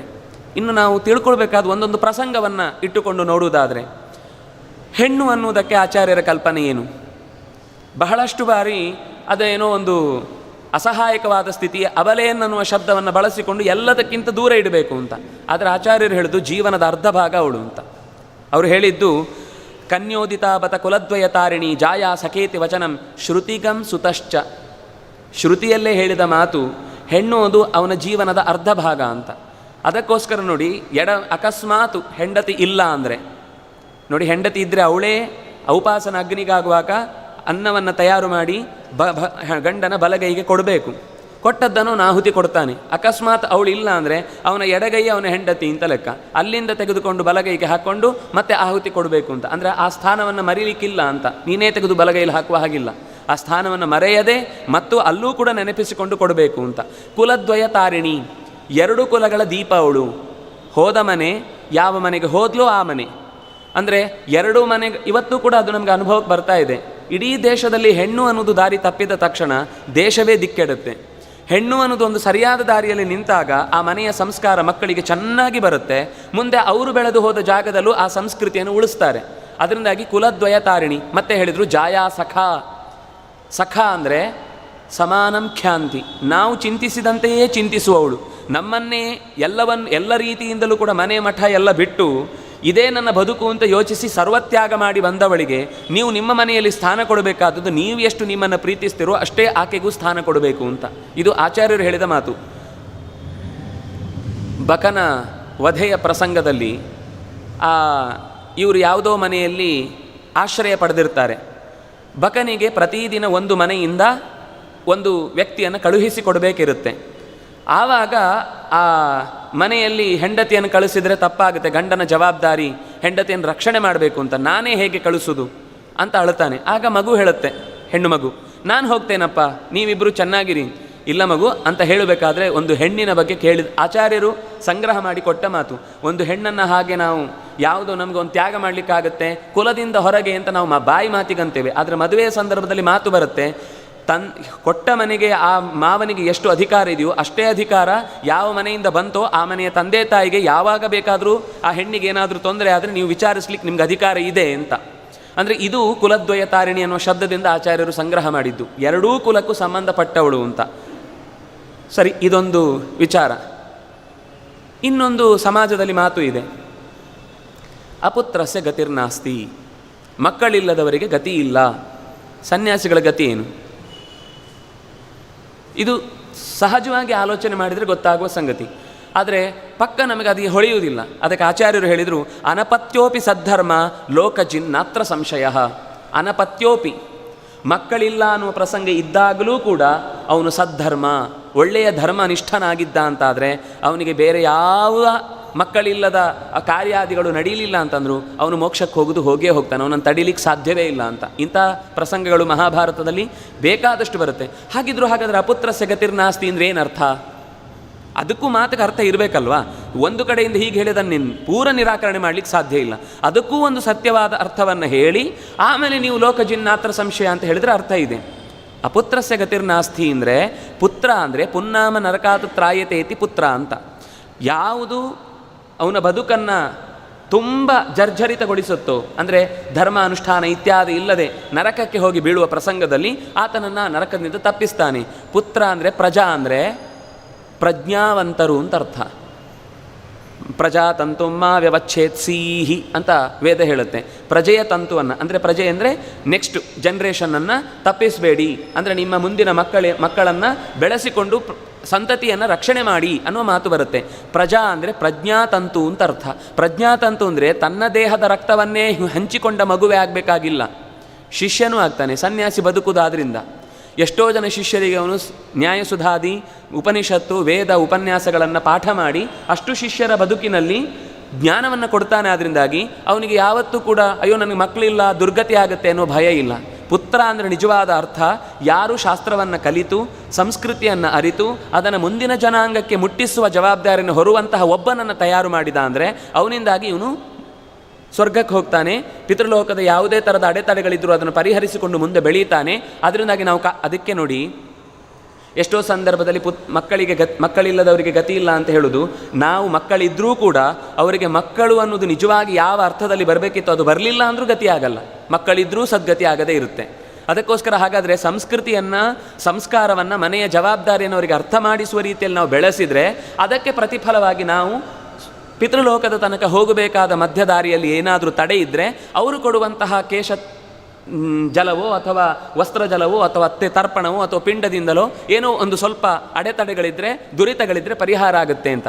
ಅದನ್ನೊಬ್ಬ ನಾನು ಶಾಸ್ತ್ರೀಯವಾಗಿ ಒಬ್ಬನಿಗೆ ಒಳ್ಳೆಯ ಶಾಸ್ತ್ರಜ್ಞಾನವನ್ನು ಮಾಡಿ ಅವನು ಅದರಿಂದ ನಮ್ಮ ಗುರುಗಳಿಗೆ ಒಳ್ಳೆಯದಾಗಲಿ. ಯಾಕೆಂದರೆ ನೀವು ಮಹಾಲಯದಲ್ಲಿ ಗಮನಿಸ್ತೀರಿ, ಮಹಾಲಯ ಮಾಡುವವರಿಗೆ ಗೊತ್ತಿರುತ್ತೆ, ಅಲ್ಲಿ ಗುರುಗಳಿಗೂ ತರ್ಪಣ ಇದೆ, ಗುರುಗಳಿಗೂ ಒಂದು ಪಿಂಡ ಇದೆ. ಮನೆಯ ಎಲ್ಲರಿಗೂ ಕೂಡ ಎಲ್ಲ ಹೇಳ್ತಾ ಅತ್ಯಂತ ಆತ್ಮೀಯನಾದ ಗೆಳೆಯ, ನಮ್ಮ ಹಿತೈಷಿಗಳು ಅಥವಾ ಗುರುಗಳು ಎಲ್ಲರಿಗೂ ಒಂದು ಪಿಂಡ ಕೊಡಲಿಕ್ಕಿದೆ. ಹಾಗೆ ಕೊಡುವವನ ಕೈಯಲ್ಲಿ ಶಿಷ್ಯನಿಂದ ಅವನು ಪಿಂಡ ಸ್ವೀಕಾರ ಮಾಡಿದ ಮೇಲೆ ಅವನಿಗೆ ಯಾಕೆ ನರಕ ಆಗುತ್ತೆ? ಖಂಡಿತ ಅವನು ತನ್ನ ಸದ್ಗತಿಯನ್ನು ಪಡೀತಾನೆ ಅಂತ ಆಚಾರ್ಯರು ಧೈರ್ಯ ತುಂಬಿದ್ರು. ಅಲ್ಲಿ ತನಕ ಯಾರೂ ಕೂಡ ಧೈರ್ಯದ ಮಾತೇ ಆಡಲಿಲ್ಲ. ಎಲ್ಲರಿಗೂ ಹೆದರಿಕೆ, ಅಯ್ಯೋ ಮಕ್ಕಳಿಲ್ಲ ಅಂದರೆ ಗತಿ ಇಲ್ಲ ಅಂತ. ಮಕ್ಕಳಿದ್ದವರು ಕೂಡ ಎಲ್ಲ ತಮ್ಮ ತಮ್ಮ ಜವಾಬ್ದಾರಿ ನೋಡ್ಕೊಳ್ತಾರೆ, ಅವರನ್ನು ವೃದ್ಧಾಶ್ರಮಕ್ಕೆ ಹಾಕ್ತಾರೆ ಅಂತಂದಮೇಲೆ ಆ ಮಕ್ಕಳಿದ್ದೇನು ಉಪಯೋಗ? ಅದರಿಂದಾಗಿ ಮಕ್ಕಳಿಲ್ಲದವರಿಗೆ ಗತಿ ಇಲ್ಲ ಅಂತ ಹೇಳಿದ್ದು, ಯಾವ ಮಗುವಿಗೆ ಸಂಸ್ಕಾರ ಇಲ್ಲ, ಯಾವ ಮಗುವಿಗೆ ಶಾಸ್ತ್ರಜ್ಞಾನ ಇಲ್ಲ, ಯಾವ ಮಗು ತಾನು ಕೇಳಿದ್ದನ್ನು ಮುಂದಿನ ಜನಾಂಗಕ್ಕೆ ಒಪ್ಪಿಸುವುದಿಲ್ಲ, ಅಂಥವರನ್ನು ಮಕ್ಕಳಿಲ್ಲ ಅಂತ ಹೇಳಿದ್ದು. ಉಪನಿಷತ್ತು ಹೇಳಬೇಕಾದ್ರೆ ಯಾವತ್ತೂ ಕೂಡ ಯಾರು ಒಬ್ಬ ಹೇಳುವುದಿಲ್ವೋ ನಾಪ್ರವಕ್ತ್ರೇ ಪ್ರಬ್ರೂಯಾತ್ ಅಂತ ಹೇಳುತ್ತೆ. ಯಾರು ತನಗೆ ತಿಳಿದದ್ದನ್ನು ಇನ್ನೊಬ್ಬರಿಗೆ ಹೇಳುವುದಿಲ್ವೋ ಅವನಿಗೆ ಶಾಸ್ತ್ರ ಪಾಠ ಮಾಡಬೇಡ ಅಂತ. ಅಂದರೆ ಕನಿಷ್ಠ ಪಕ್ಷ ನಾವು ತಿಳಿದದ್ದನ್ನು ಪಾಠ ಮಾಡಲಿಕ್ಕಾಗಲಿಲ್ಲ, ಮನೆಯಲ್ಲಿ ನಮ್ಮ ಜೊತೆಗಿನವರಿಗೆ ಹಂಚಿಕೊಳ್ಳುವುದಾದರೂ ಮಾಡಬೇಕು. ಆಗ ನಾವು ಇನ್ನೊಬ್ಬರಿಂದ ಕೇಳಿದ್ದಕ್ಕೆ ಫಲ. ನಮಗೇನಾಗಿದೆ ಅಂದರೆ ಕೇಳುವುದು ಮಾತ್ರ ಗುಣ ಅಂತ ಆಗೋಗಿದೆ. ಅದರಿಂದ ಶ್ರುತಂ ಹರತಿ ಪಾಪನಿ, ಕೇಳಿದ್ರಿಂದ ಪಾಪ ಹೋಗುತ್ತೆ ಅಂತ ಅದೊಂದಿದೆ ಮನಸ್ಸಿನಲ್ಲಿ, ಶುದ್ಧ ಆಗುತ್ತೆ. ಆದರೆ ಅದರ ಜೊತೆಗೆ ನಿಜವಾಗಿ ನಾವು ದೇವರಿಗೆ ಒಪ್ಪಿಸುವ ಕೃತಜ್ಞತೆ ಯಾವುದು ಅಂದರೆ ದಕ್ಷಿಣ ಜ್ಞಾನ ಸಂದೇಶ. ದೇವರಿಗೆ ಕೊಡುವ ನಿತ್ಯದ ಪೂಜೆಯ ಸಂದರ್ಭದಲ್ಲಿ ಜ್ಞಾನ ಸಂದೇಶ ಅನ್ನೋದೇ ದಕ್ಷಿಣೆ. ನಾವು ಯಾವುದೋ ಒಂದು ಶ್ಲೋಕವನ್ನು ಓದಿ ಅದರ ಅರ್ಥವನ್ನು ತಿಳ್ಕೊಂಡೆವು ಅಂತಂದರೆ ಅದು ನಾವು ದೇವರಿಗೆ ಕೊಡುವ ದಕ್ಷಿಣೆ. ನಾವು ಒಂದು ತಿಳಿದ ಶ್ಲೋಕವನ್ನು ನಮ್ಮ ಮಕ್ಕಳಿಗೋ ಯಾರೋ ಹತ್ತಿರದವರಿಗೋ ಒಳ್ಳೆಯ ಸಂದೇಶವನ್ನು ಹೇಳಿದೆವು ಅಂತಂದರೆ ಅದು ನಾವು ದೇವರಿಗೆ ಕೊಡುವ ದಕ್ಷಿಣೆ. ದಕ್ಷನಾದ ಪರಮಾತ್ಮ ಸ್ವಾಮಿಯಾಗಿ ನನ್ನ ಜೊತೆಗಿದ್ದಾನೆ ಅಂತ ಒಳ್ಳೆ ಮಾತಾಡ್ತೇವಲ್ವಾ, ಅಂತಹದ್ದೇ ನಿಜವಾದ ದಕ್ಷಿಣೆ. ಅದನ್ನು ಆಚಾರ್ಯರು ಹೇಳಿದರು, ಅಪುತ್ರಸ್ಯ ಗತಿರ್ನಾಸ್ತಿ ಅಂದರೆ ನೀವು ಜ್ಞಾನದ ಸಂದೇಶವನ್ನು ಕೊಡುವ ಮಕ್ಕಳನ್ನು ಹೆರಿ. ಮಕ್ಕಳಿಲ್ಲ, ಶಿಷ್ಯರಿಗೆ ಆ ಜ್ಞಾನವನ್ನು ಕೊಡಿ. ಅದೂ ಆಗಲಿಲ್ಲ, ಓದುವ ಹುಡುಗರನ್ನು ಆ ಓದುವ ದಾರಿಗೆ ಬೇಕಾದ ಏನಾದರೂ ಸವಲತ್ತು ಕೊಡಿ, ಪುಸ್ತಕ ದಾನ ಮಾಡಿ, ಚೆನ್ನಾಗಿ ಓದುವವರನ್ನು ಓದಿಸಿ, ಅವರ ಜೀವನದ ಕೊನೆಯ ತನಕ ಅದೇ ಶಾಸ್ತ್ರವನ್ನು ಪ್ರಯತ್ನಪೂರ್ವಕವಾಗಿ, ಅವರಿಗೆ ಮನೆ ಯಾವುದೋ ಸಮಸ್ಯೆಯಿಂದ ಅವರು ಓದುವುದನ್ನು ಬಿಟ್ಟುಬಿಡ್ತಾರೆ. ಹಾಗೆ ಮಾಡಬೇಡಿ, ನಮ್ಮ ಮನೆ ಸಮಸ್ಯೆಗೆ ನಾನಿದ್ದೇನೆ, ನೀವು ಚೆನ್ನಾಗಿ ಓದಿ ಅಂತ ಹೀಗೆ ಮಾಡಿದರೂ ನಾವು ನೇರವಾಗಿ ವಿದ್ಯೆ ಕೊಡಲಿಕ್ಕೆ ಆಗದೇ ಇದ್ದರೂ ಇನ್ನೊಬ್ಬನ ಕೈಯಲ್ಲಿ ಅವನಿಗೆ ವಿದ್ಯೆ ಕೊಡುವ ನಮ್ಮ ಸಂಪತ್ತಿನ ಬಲವನ್ನು ಉಪಯೋಗಿಸಿಕೊಂಡ್ರೆ ಅದೂ ಕೂಡ ನಮಗೆ ರಕ್ಷಣೆ ಆಗುತ್ತೆ. ಈ ಕಾರಣದಿಂದಾಗಿ ಅವರು ಹೇಳಿದ್ದು ಲೋಕಜಿನ್ನಾತ್ರ ಸಂಶಯ ಅಪುತ್ರೋಪಿ, ಅವನಿಗೆ ಮಕ್ಕಳಿಲ್ಲ ಅಂತಂದರು, ಸದ್ಧರ್ಮ ಒಳ್ಳೆಯ ಧರ್ಮಾಚರಣೆ ಮಾಡಿಕೊಂಡು ಶಾಸ್ತ್ರದ ಅನುಸರಣೆಗಳನ್ನು ಪಾಲಿಸ್ತಾ ಬಂದ ಅಂತಂದರೆ ಅದು ಅವನನ್ನು ಬದುಕಿಸತ್ತೆ. ಇನ್ನು ಶಾಸ್ತ್ರದಲ್ಲಿ ಸಜ್ಜನ ಸಂಘಕ್ಕೆ ಬಹಳ ಮಹತ್ವ ಕೊಟ್ಟು ಹೇಳ್ತಾರೆ. ಸಜ್ಜನರ ಸಂಘ ಅಂದರೆ ಅದು ನಮ್ಮವರು ಆಗಿರಬಹುದು, ನಮಗೆ ಪರಿಚಯ ಇಲ್ಲದವರು ಆಗಿರ್ಬೋದು. ಯಾವತ್ತೂ ಅವರ ವಿರೋಧವನ್ನು ಕಟ್ಟಿಕೊಳ್ಬಾರ್ದು. ದೇವರನ್ನು ಯಾರು ತುಂಬ ಪ್ರೀತಿಸ್ತಾರೋ, ವೈಷ್ಣವ ದ್ವೇಷ ಹೇತೂನ್ಮೇ ಭಸ್ಮಸಾತ್ ಕುರು ಮಾಧವ ಅಂತ, ಭಗವಂತನನ್ನು ಯಾರು ಪ್ರೀತಿಸ್ತಾರೋ ಅವರನ್ನು ಖಂಡಿತ ದ್ವೇಷಿಸಬೇಡ. ಎಲ್ಲೋ ಎಲ್ಲರಲ್ಲೂ ಒಂದು ಸ್ವಲ್ಪ ದೋಷ ಇದ್ದೇ ಇರುತ್ತೆ, ಯಾರೂ ಪರಿಪೂರ್ಣರು ಇರುವುದು ಸಾಧ್ಯವೇ ಇಲ್ಲ. ನಮಗೇನೋ ಹಿಂಸೆ ಆಯಿತು ಅಷ್ಟೇ ಕಾರಣಕ್ಕೆ ನಾವು ಅವರ ಎಲ್ಲ ಬೇರೆ ಒಳ್ಳೆಯ ಕ್ವಾಲಿಟಿಗಳನ್ನು ಮರೆತು ನಮಗೆ ಮಾಡಿದ ಒಂದು ಸಣ್ಣ ಅನ್ಯಾಯವನ್ನೇ ತಲೆ ಮೇಲೆ ಇಟ್ಟುಕೊಂಡು ಅದಕ್ಕೆ ಪ್ರತೀಕಾರವನ್ನು ತೋರಿಸುವುದುಂಟಲ್ವ, ಅದು ನಮ್ಮ ಅಧ್ಯಯನಕ್ಕೆ ದೊಡ್ಡ ಮಾರಕ. ಅದನ್ನು ಆಚಾರ್ಯರು ಹೇಳ್ತಾರೆ, ಕ್ಷೇಮಾಯನೋ ಭವತಿ ವಹ ಬಲವದ್ವಿರೋಧ ಕೋ ನಾಮ ಸತ್ಸು ವಿಷಮಃ ಪ್ರಭವೇತ್ ಸುಖಾಯ. ಯಾರು ಸಜ್ಜನರನ್ನು ದ್ವೇಷಿಸಿ ಸುಖವಾಗಿರ್ತಾನೆ ಹೇಳಿ? ಸಜ್ಜನರನ್ನು ಖಂಡಿತ ದ್ವೇಷಿಸಬಾರ್ದು. ಆದರೆ ಅವರು ಮಾಡಿದ ತಪ್ಪಿದ್ರೆ ತಪ್ಪು ಅಂತ ಹೇಳಿ, ದ್ವೇಷಿಸುವುದು ಬೇರೆ, ತಪ್ಪನ್ನು ತಪ್ಪು ಅಂತ ಹೇಳುವುದು ಬೇರೆ. ನಮಗೆ ಎರಡಕ್ಕೆ ವ್ಯತ್ಯಾಸ ಗೊತ್ತಿಲ್ಲ. ನಾವು ತಪ್ಪು ಹೇಳಿದೆವು ಅಂತಂದರೆ ದ್ವೇಷಿಸ್ತಾ ಇದ್ದೇವೆ ಅಂತ ಭಾವನೆಗೆ ಬರುತ್ತೆ. ಎಲ್ಲೋ ಕೆಲವೊಂದು ಸರ್ತಿ ಚರ್ಚೆ ಆಗುವಾಗ ಒಳ್ಳೆಯ ವಿಷಯಕ್ಕೋಸ್ಕರ ಮತ್ತಷ್ಟು 4 ಮಾತುಗಳು ಬರ್ತವೆ, ಅದರ ಉದ್ದೇಶ ತಿಕ್ಕಾಟದಿಂದ ಅಮೃತ ಬರುತ್ತೆ ಅಂತ. ನಾವು ಹಾಗೆ ಅದನ್ನು ತಿಕ್ಕದೇ ಇದ್ದರೆ, ಮೊಸರನ್ನು ಕಡಿಯದೇ ಇದ್ದರೆ, ಅಯ್ಯೋ ಮೊಸರಿಗೆ ಇಂತಹ ಗಟ್ಟಿಯಾದ ಬಲವಾದ ಮಂತನ್ನು ಹಾಕಿ ನಾವು ತಿಕ್ಕಿದ್ರೆ ಅದಕ್ಕೆ ನೋವಾಗುತ್ತೆ ಅಂತ ಬಿಟ್ಟರೆ ಬರುವುದೇ ಸಾಧ್ಯ ಇಲ್ಲ. ಆದರೆ ಪ್ರತಿಯೊಂದು ಒಳ್ಳೆಯ ವಿಷಯವನ್ನು ಹೇಳಿದಾಗಲೂ ಅವರ ವಿಷಯದಲ್ಲಿ ನೀವು ಹೇಳೋದು ಸರ್ವಥಾ ಒಪ್ಪುದಿಲ್ಲ, ನೀವು ಹೇಳಿದ ಮೇಲೆ ಅದು ತಪ್ಪು ಅಂತ ನಾವು ನಿರಾಕರಣೆ ಮಾಡ್ತೇವಲ್ವ, ಅದು ದೊಡ್ಡ ತಪ್ಪು. ನಮಗೆ ಯಾರ ಬಗ್ಗೆ ಆದರೂ ಸಂಶಯ ಇದೆ ಅಂತಂದರೆ ಅವರ ಹತ್ತಿರಕ್ಕೆ ಹೋಗಿ ಕೇಳಬೇಕು ಹೊರತು ದೂರದಲ್ಲಿ ಇನ್ನೊಬ್ರು ಹೇಳಿದ ಯಾವುದೋ ಮಾತನ್ನು ಕೇಳಿ ಅವರು ಸರಿ ಇಲ್ಲ ರೀ, ಅವ್ರು ಹಾಗೆ ಮಾಡ್ತಾರೆ, ಹೀಗೆ ಮಾಡ್ತಾರೆ, ಇನ್ನೊಂದು ಮಾಡ್ತಾರೆ ಅಂತ ನಮಗೆ ಗೊತ್ತಿಲ್ಲದೆ ಒಬ್ಬರ ಬಗ್ಗೆ ಆಡಿದ ಮಾತೂ ಕೂಡ ಅದು ನಮ್ಮನ್ನು ನರಕದ ದಾರಿಗೆ ಕೊಂಡು ಹೋಗುತ್ತೆ. ಅದರಿಂದಾಗಿ ಬಲವದ್ ವಿರೋಧ, ಅದು ನಮ್ಮ ಬದುಕಿಗೆ ಮೇಲಕ್ಕೆ ಎತ್ತರಕ್ಕೆ ಏರಲಿಕ್ಕೆ ಮಧ್ಯದಲ್ಲಿ ದೊಡ್ಡ ತಡೆ ಇದ್ದ ಹಾಗೆ. ಮತ್ತು ಯಾವತ್ತೂ ನೀವು ಮೇಲೆ ಹತ್ತಲಿಕ್ಕೆ ಸಾಧ್ಯ ಇಲ್ಲ. ಅದರಿಂದಾಗಿ ದಯವಿಟ್ಟು ಅಂಥ ಎಷ್ಟೋ ಸರ್ತಿ ನಮ್ಮ ಗುರುಗಳ ಬಗ್ಗೆ ಎಷ್ಟೋ ಜನ ಆಕ್ಷೇಪ ಮಾಡುವುದುಂಟು ಕೆಲವೊಮ್ಮೆ. ಅವ್ರಿಗೆ ಯಾಕೆ ರಾಜಕೀಯ ಬೇಕು? ಏನೇನೋ ಬೇಡವಾದ ಕೆಲಸಗಳಿಗೆಲ್ಲ ತಾವು ಮಧ್ಯದಲ್ಲಿ ಹೇಳಿಕೆ ಕೊಟ್ಟು ಸುಮ್ಮನೆ ಸಮಾಜದ ಮಧ್ಯದಲ್ಲಿ ಹಾಸ್ಯಾಸ್ಪದಕ್ಕೆ ಈಡಾಗ್ತಾರೆ ಅಂತ. ಅವರ ಜೊತೆಗೆ ಒಂದು ದಿವಸ ಇದ್ದು ನೋಡಿ, ಯಾರು ಆಕ್ಷೇಪ ಮಾಡ್ತಾರೋ ಅವ್ರ ಜೊತೆಗೆ 1 ದಿವಸ 2 ದಿವಸ ಇದ್ದು ನೋಡಿ, ಅವ್ರು ಯಾವ ಹೆಜ್ಜೆಯನ್ನು ಇಟ್ಟರೂ ಕೂಡ ಅದಕ್ಕೆ ಮುಂದೆ ಏನೋ ಒಂದು ದೊಡ್ಡ ಫಲ ಇರುತ್ತೆ. ನಮಗೆ ಅನಿಸುತ್ತೆ ಅವ್ರು ಬೇಡವಾದ ಮಾಡ್ತಾನೆ. ಅವ್ರು ಮತ್ತು ಅಷ್ಟೇ ಅಲ್ಲ, ಅವರು ಇಂತಹ ತಮ್ಮ ಬ್ಯುಸಿಯಾದಂತಹ ಶೆಡ್ಯೂಲ್ನಲ್ಲೂ ಕೂಡ ಪೂಜೆ ಮಿಸ್ ಮಾಡೋದಿಲ್ಲ, ಪಾಠ ಮಿಸ್ ಮಾಡೋದಿಲ್ಲ, ಚಿಂತನೆ ಮಿಸ್ ಮಾಡೋದಿಲ್ಲ. ತಮ್ಮವರ ಜೊತೆಗೆ ಒಡನಾಟದಲ್ಲಿ ಅವರಿಗೆ ಸಹಾಯ ಮಾಡುವ ನಿತ್ಯದ ಯಾವುದೋ ಹಣ್ಣು ಕಟ್ಟು ಮಾಡುವವನನ್ನು ಮಾತಾಡಿಸದೆ ಬಿಡುವುದಿಲ್ಲ. ಯಾವುದೋ ದೂರದ ಊರಿನಿಂದ ಪರೆದ ಪತ್ರವನ್ನು ಓದದೆ ಹಾಗೆ ಅದನ್ನು ತಿಪ್ಪೆಗೆಸೆಯುವುದಿಲ್ಲ, ಅದಕ್ಕೂ ಉತ್ತರ ವಾಪಸ್ ಬರೀತಾರೆ. ಯಾರೋ ಫೋನ್ ಮಾಡಿ ಹೀಗೆ ಆಸ್ಪತ್ರೆಯಲ್ಲಿದ್ದಾರೆ, ಅವ್ರು ಮಾತ್ರೆ ತಗೊಳ್ತಾ ಇಲ್ಲ, ಮಡಿ ಅಂತ ಕೂತಿದ್ದಾರೆ ಅಂದರೆ ಆಸ್ಪತ್ರೆಯಲ್ಲಿ ಮದ್ದು ಮುಖ್ಯ, ನಿಮ್ಮ ಮಡಿ ಆಮೇಲೆ ಮನೆಗೆ ಹೋಗಿ ಶುಚಿ ಮಾಡ್ಕೊಂಡು ಮಾಡಿ ಅಂತ ಅವರಿಗೊಂದು ಸಮಾಧಾನ ಮಾಡೋ ಫೋನಿಗೂ ತಾವು ತಹತಕೆಯಿಂದ ಕಾಯ್ತಾ ಇರ್ತಾರೆ. ಅಂದರೆ ಎಲ್ಲ ವ್ಯಕ್ತಿಗಳ ಜೊತೆಗೆ ತಾನು ಒಳ್ಳೆಯ ಸಂಬಂಧವನ್ನು ಇಟ್ಕೊಳ್ಬೇಕು ಅನ್ನುವ ಕಾರಣಕ್ಕೋಸ್ಕರ ಎಷ್ಟೋ ಸಂದರ್ಭ ನಿಮ್ಗೆ ಗೊತ್ತಿದೆ. ಅವ್ರು ಮಾತಾಡಲಿಲ್ಲ ಅಂದರೆ ಇವತ್ತು ಮಾಧ್ವ ಸಮಾಜಕ್ಕೊಂದು ಮುಖವೇ ಇಲ್ಲ. ಇವತ್ತು ಎಷ್ಟೋ ಕೆಳವರ್ಗಕ್ಕೆ ತಳ್ಳಿ ನಮ್ಮನ್ನು ಏನೂ ಇಲ್ಲ ಅಂತ ಆಗುವ ಸ್ಥಿತಿ ಇತ್ತು. ಆದರೆ ಅಂತಹ ಸಂದರ್ಭದಲ್ಲೂ ನನ್ನನ್ನು ಎಲ್ಲರೂ ಹೀನಾಮಾನವಾಗಿ ಬೈತಾರೆ ಅಂತ ಅಂದಾಗಲೂ ಬೈಯೋರು ಬೈತಾ ಇರ್ತಾರೆ. ನಾನು ಮಧ್ವಾಚಾರ್ಯರ ಪ್ರೀತಿಗೋಸ್ಕರ ಮಾಡ್ತಾ ಇದ್ದೀನಿ, ನನ್ನ ಕರ್ತವ್ಯ ಇದು ನಾನು ಅಂತ. ಅಂದರೆ ದೊಡ್ಡವರು ಏನೋ ಒಂದು ಮಾಡ್ತಾರೆ ಅಂತ ಅಂದ ತಕ್ಷಣ ನಾವು ಕಾರಣ ಇಲ್ಲದೆ ಅವ್ರಿಗೆ ಯಾಕೆ ಬೇಕು ಇದೆಲ್ಲ ಉಸಾಬರಿ ಅಂತ ನಾವು ಇಲ್ಲಿಂದ ಮಾತಾಡ್ಬೋದು. ಆದರೆ ಅವರ ಜೊತೆಗಿದ್ದು ಈ ಮಾತು ಹೇಳಲಿಕ್ಕೆ ನಮ್ಮ ನಾಲಿಗೆನೂ ಹೊರಡಲ್ಲ. ಅಷ್ಟು ಪ್ರತಿ ಕ್ಷಣದಲ್ಲೂ ತನ್ನ ವೈಯಕ್ತಿಕ ಒಂದು ಕವಡೆ ಕಾಸಿನ ಲಾಭ ಇಲ್ಲದೆ ಸಮಾಜಕ್ಕೋಸ್ಕರ ತಮ್ಮನ್ನು ದುಡಿಸಿಕೊಳ್ತಾರೆ. ಅಂಥವರು ಕೂಡ ಎಲ್ಲರ ಹತ್ರ ಮಾತು ಕೇಳಿಸ್ಕೊಳ್ಬೇಕಾಗತ್ತಲ್ವ ಅಂತ ನಮಗೆ ಕೆಲವೊಮ್ಮೆ ನೋವಾಗುತ್ತೆ. ಆದರೆ ಅಂಥವರನ್ನು ಒಂದು ದಿವಸ ಅವ್ರ ಜೊತೆಗಿದ್ದು ಈಗ ಅಲ್ಲಿ ಪರ್ಯಾಯ ಪೀಠದಲ್ಲಿದ್ದಾರೆ, ಓಡಾಡುವ ಕೆಲಸ ಇಲ್ಲ. ಅವರು ಅಲ್ಲಿಂದ ಹೊರಗೆ ಬಂದ ಮೇಲೆ ಅವ್ರ ಜೊತೆಗೆ ಒಂದು ದಿವಸ ಊರು ಕಳಿಸ್ಬೇಕು. ಎಲ್ಲೆಲ್ಲಿಗೆ ಹೋಗಿ ಬರ್ತಾರೆ. ಒಂದು ದಿವಸ 10 ಊರುಗಳಿಗೆ ಹೋಗಿ ಅಲ್ಲಲ್ಲಿ ನಿಂತು 10 ಜನರ ಜೊತೆಗೆ ಅವರವರಿಗೆ ಬೇಕಾದ ಎಲ್ಲ ಮಾತುಗಳನ್ನು ಆಡಿ ಕ್ಷಣ ಮಾತ್ರದಲ್ಲಿ ಮತ್ತೊಂದು ಪ್ಲೇಸಿಗೆ ಹೋಗಿ ಬರ್ತಾರಲ್ವ, ಹಾಗೆ ಅವರನ್ನು ಸಂಚಾರ ಕಳಿಸ್ಬೇಕು. ಆಗ ಗೊತ್ತಾಗುತ್ತೆ ಸಾಧ್ಯ ಇಲ್ಲಪ್ಪ. ನಾವು 2 ವರ್ಷ ಸಂಚಾರದಲ್ಲಿ ಕಲ್ತದ್ದು ಅವರ ಪಾಠಕ್ಕಿಂತ ಜೊತೆಗೆ ಅವರ ಜೊತೆಗಿರುವ ಜನಸಂಪರ್ಕ ಹೇಗೆ ನಡೆಸ್ತಾರೆ, ಅವರಿಗೆ ಎಲ್ಲರ ಜನರ ಸಮಸ್ಯೆ ಏನು, ಅದಕ್ಕೆ ನಾವು ಸಮಾಜದ ಶಾಸ್ತ್ರದ ಮುಖವನ್ನು ಹೇಗೆ ಪರಿಚಯಿಸಬೇಕು ಅನ್ನೋದೇ ನಿಜವಾದ ಪಾಠ. ಅದನ್ನು ಆಚಾರ್ಯರು ಹೇಳಿದರು, ದೊಡ್ಡವರ ಜೊತೆಗೆ ಬೆರೆತರೆ ನಮಗೆ ಎಷ್ಟೋ ಸಮಾಜಮುಖಿಯಾದ ಬದುಕು ಹೇಗೆ ನಡೆಸಬೇಕು ಅನ್ನೋದು ಗೊತ್ತಾಗುತ್ತೆ. ಅದರಿಂದಾಗಿ ಸಜ್ಜನ ಸಂಘ ಯಾವತ್ತೂ ವ್ಯರ್ಥ ಅಲ್ಲ, ಸಜ್ಜನನ ವಿರೋಧ ಯಾವತ್ತೂ ಒಳ್ಳೆಯದಲ್ಲ ಅನ್ನೋದು ಆಚಾರ್ಯರು ಕೊಟ್ಟ ಸಂದೇಶ. ಇನ್ನು ನಮಗೆ ಯಾರಾದರೂ ಒಬ್ಬರು ತಪ್ಪು ಮಾಡಿದ ತಕ್ಷಣ ಬಹಳ ಬೇಗ ಕೋಪ ಬರುತ್ತೆ. ಅದನ್ನು ನಾವು ಕೂಡಲೇ ಎಕ್ಸ್ಪ್ರೆಸ್ ಮಾಡಿಬಿಡ್ತೇವೆ. ಕೋಪ ಮಾಡಿ ಏನೋ ಒಂದು ನಮ್ಮ ಕೈಯಲ್ಲಿ ಶಕ್ತಿ ಇದ್ದರೆ 2 ಬಾರಿಸಿಯೂ ಬಿಡ್ತೇವೆ. ಆಚಾರ್ಯರು ಹೇಳ್ತಾರೆ, ಹಾಗಲ್ಲ. ನಾವೇ ಈ ತಪ್ಪು ಮಾಡಿದ್ದಿದ್ರೆ ನಮ್ಮನ್ನು ನಾವು ಕ್ಷಮಿಸಿಕೊಳ್ತೇವೆ ಅಂತಂದರೆ ನಾವು ಇನ್ನೊಬ್ಬರನ್ನೂ ಕ್ಷಮಿಸಬೇಕು. ನಮಗೆ ನಾವು ಶಿಕ್ಷೆ ಕೊಟ್ಕೊಳ್ತೇವೆ ಅಂದರೆ ನಿಮ್ಗೆ ಇನ್ನೊಬ್ರಿಗೆ ಶಿಕ್ಷೆ ಕೊಡುವ ಅರ್ಹತೆ ಇದೆ. ಕೋಪ ಅನ್ನೋದು ಯಾವತ್ತೂ ಒಳ್ಳೆಯದಲ್ಲ. ಆಚಾರ್ಯರು ಹೇಳಿದರು, ಉತ್ತಮೇ ವಚಸಾ ಶಿಕ್ಷಾ, ಮಧ್ಯಮೇ ಅರ್ಥಾಪಹಾರಣಂ, ಅಧಮೇ ದೇಹದಂಡಶ್ಚ. ಉತ್ತಮನಾದವ ಏನಾದರೂ ತಪ್ಪು ಮಾಡಿದ ಅಂದರೆ ಅವನಿಗೆ ಮಾತಿನಿಂದ ದಂಡನೆ ಮಾಡಬೇಕು. ಇಲ್ಲಪ್ಪ ನೀನು ಮಾಡಿದ್ದು ಸರಿ ಇಲ್ಲ, ಇನ್ನು ಮುಂದೆ ಹೀಗೆ ಮಾಡಬಾರ್ದು, ತಿದ್ದಿಕೋ ಅಂತ ಒಬ್ಬ ಉತ್ತಮ. ಅವನು ಯಾವತ್ತೂ ತಪ್ಪಿದವನಲ್ಲ. ಎಲ್ಲೋ ಒಂದು ಅಕಸ್ಮಾತ್ತಾಗಿ ಇಂಥ ಅನರ್ಥ ಆಯಿತು, ಆಗ ಅವನಿಗೆ ಮಾತಿನಿಂದ ದಂಡನೆ ಕೊಡಬೇಕು. ಮಧ್ಯಮೇ ಅರ್ಥಾಪಹಾರಣಂ. ಮಧ್ಯ ಅಂದರೆ ಸಾಮಾನ್ಯ ವ್ಯಕ್ತಿ, ಅವನು ಆ ಕಡೆಯಿಂದ ತುಂಬ ಆಚಾರವಂತ ಅಥವಾ ಸಮಾಜದಲ್ಲಿ ಭಾರಿ ಒಳ್ಳೆಯ ಹೆಸರು ಪಡೆದವನಲ್ಲ, ಆದರೆ ತೀರ ಸಮಾಜಕ್ಕೆ ಬಾಧಕವೂ ಅಲ್ಲ. ಅಂಥ ಸ್ಥಿತಿಯಲ್ಲಿ ಒಬ್ಬ ಸಾಮಾನ್ಯ ವ್ಯಕ್ತಿ ಇದ್ದಾನೆ. ಅವನು ತಪ್ಪು ಮಾಡಿದ ಅಂದರೆ ಅರ್ಥಾಪಹಾರಣಂ, ಅವನು ಮಾಡಿದ್ದಕ್ಕೆ ಒಂದು ಶಿಕ್ಷೆ. ಅರ್ಥ ಅಂತಂದರೆ ಅವನಿಗೆ ಸಿಗುವ ಯಾವುದೋ ಒಂದು ಪ್ರಯೋಜನವನ್ನು ನಿಲ್ಲಿಸುವುದು, ಅಥವಾ ಸಂಪತ್ತನ್ನು ಕಸಿಯುವುದು, ಅಥವಾ ಅವನ ಶಕ್ತಿಯನ್ನು ಕುಗ್ಗಿಸುವಂತಹ ಕೆಲಸ ಯಾವುದಾದ್ರೂ ಮಾಡಿ ಇನ್ನು ಮುಂದೆ ಹೀಗೆ ಮಾಡಬೇಡ ಅಂತ ಎಚ್ಚರಿಸುವುದು. ಅಧಮೇ ದೇಹದಂಡಶ್ಚ.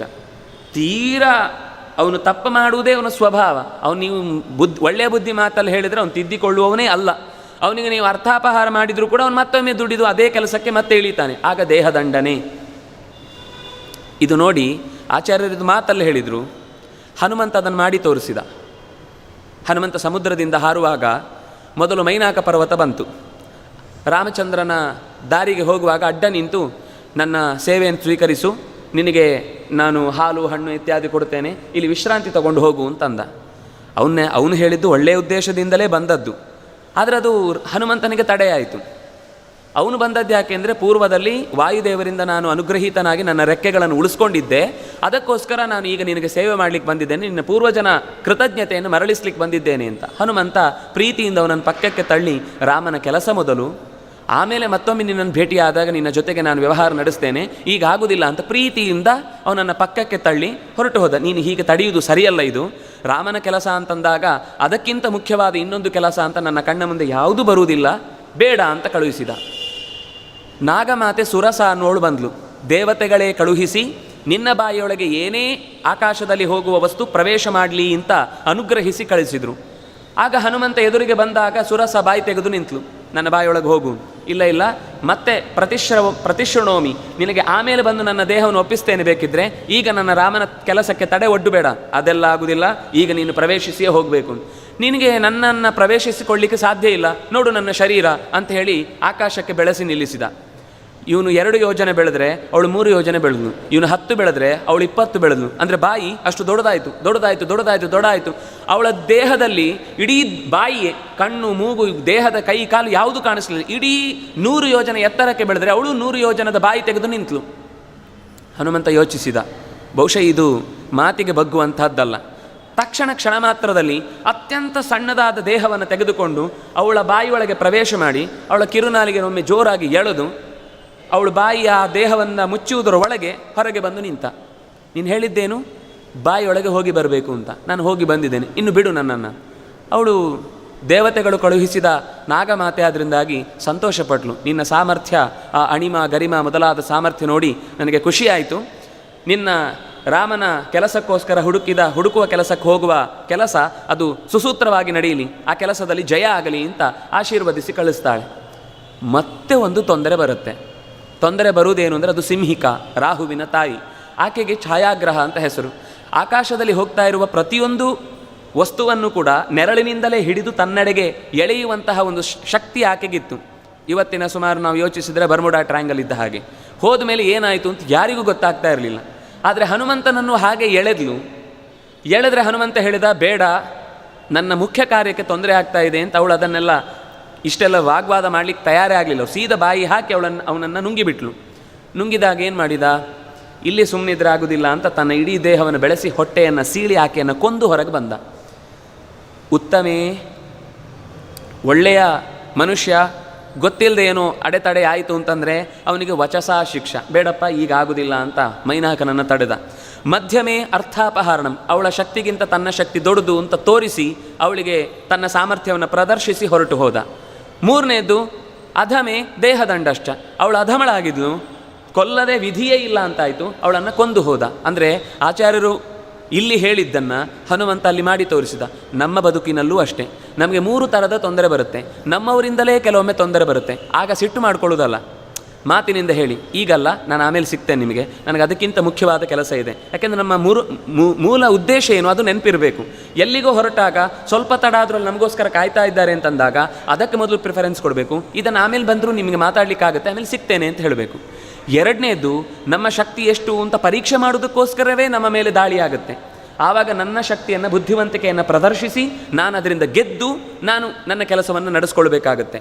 ಇನ್ನೂ ಒಂದು, ನಮ್ಮ ಕಾಲೆಳೆದು ನಮ್ಮನ್ನು ನಿರ್ನಾಮ ಮಾಡಬೇಕು ಅಂತಲೇ ಬರುವ ಸ್ಥಿತಿ ಇರುತ್ತೆ. ಆಗ ಫೀಲ್ಡಿಗೆ ಇಳಿಲೇಬೇಕಾಗುತ್ತೆ. ಇಳಿದ ಮೇಲೆ ನಮ್ಮ ಸಾಮರ್ಥ್ಯ ಏನು ಅಂತ ತೋರಿಸಲೇಬೇಕಾಗುತ್ತೆ.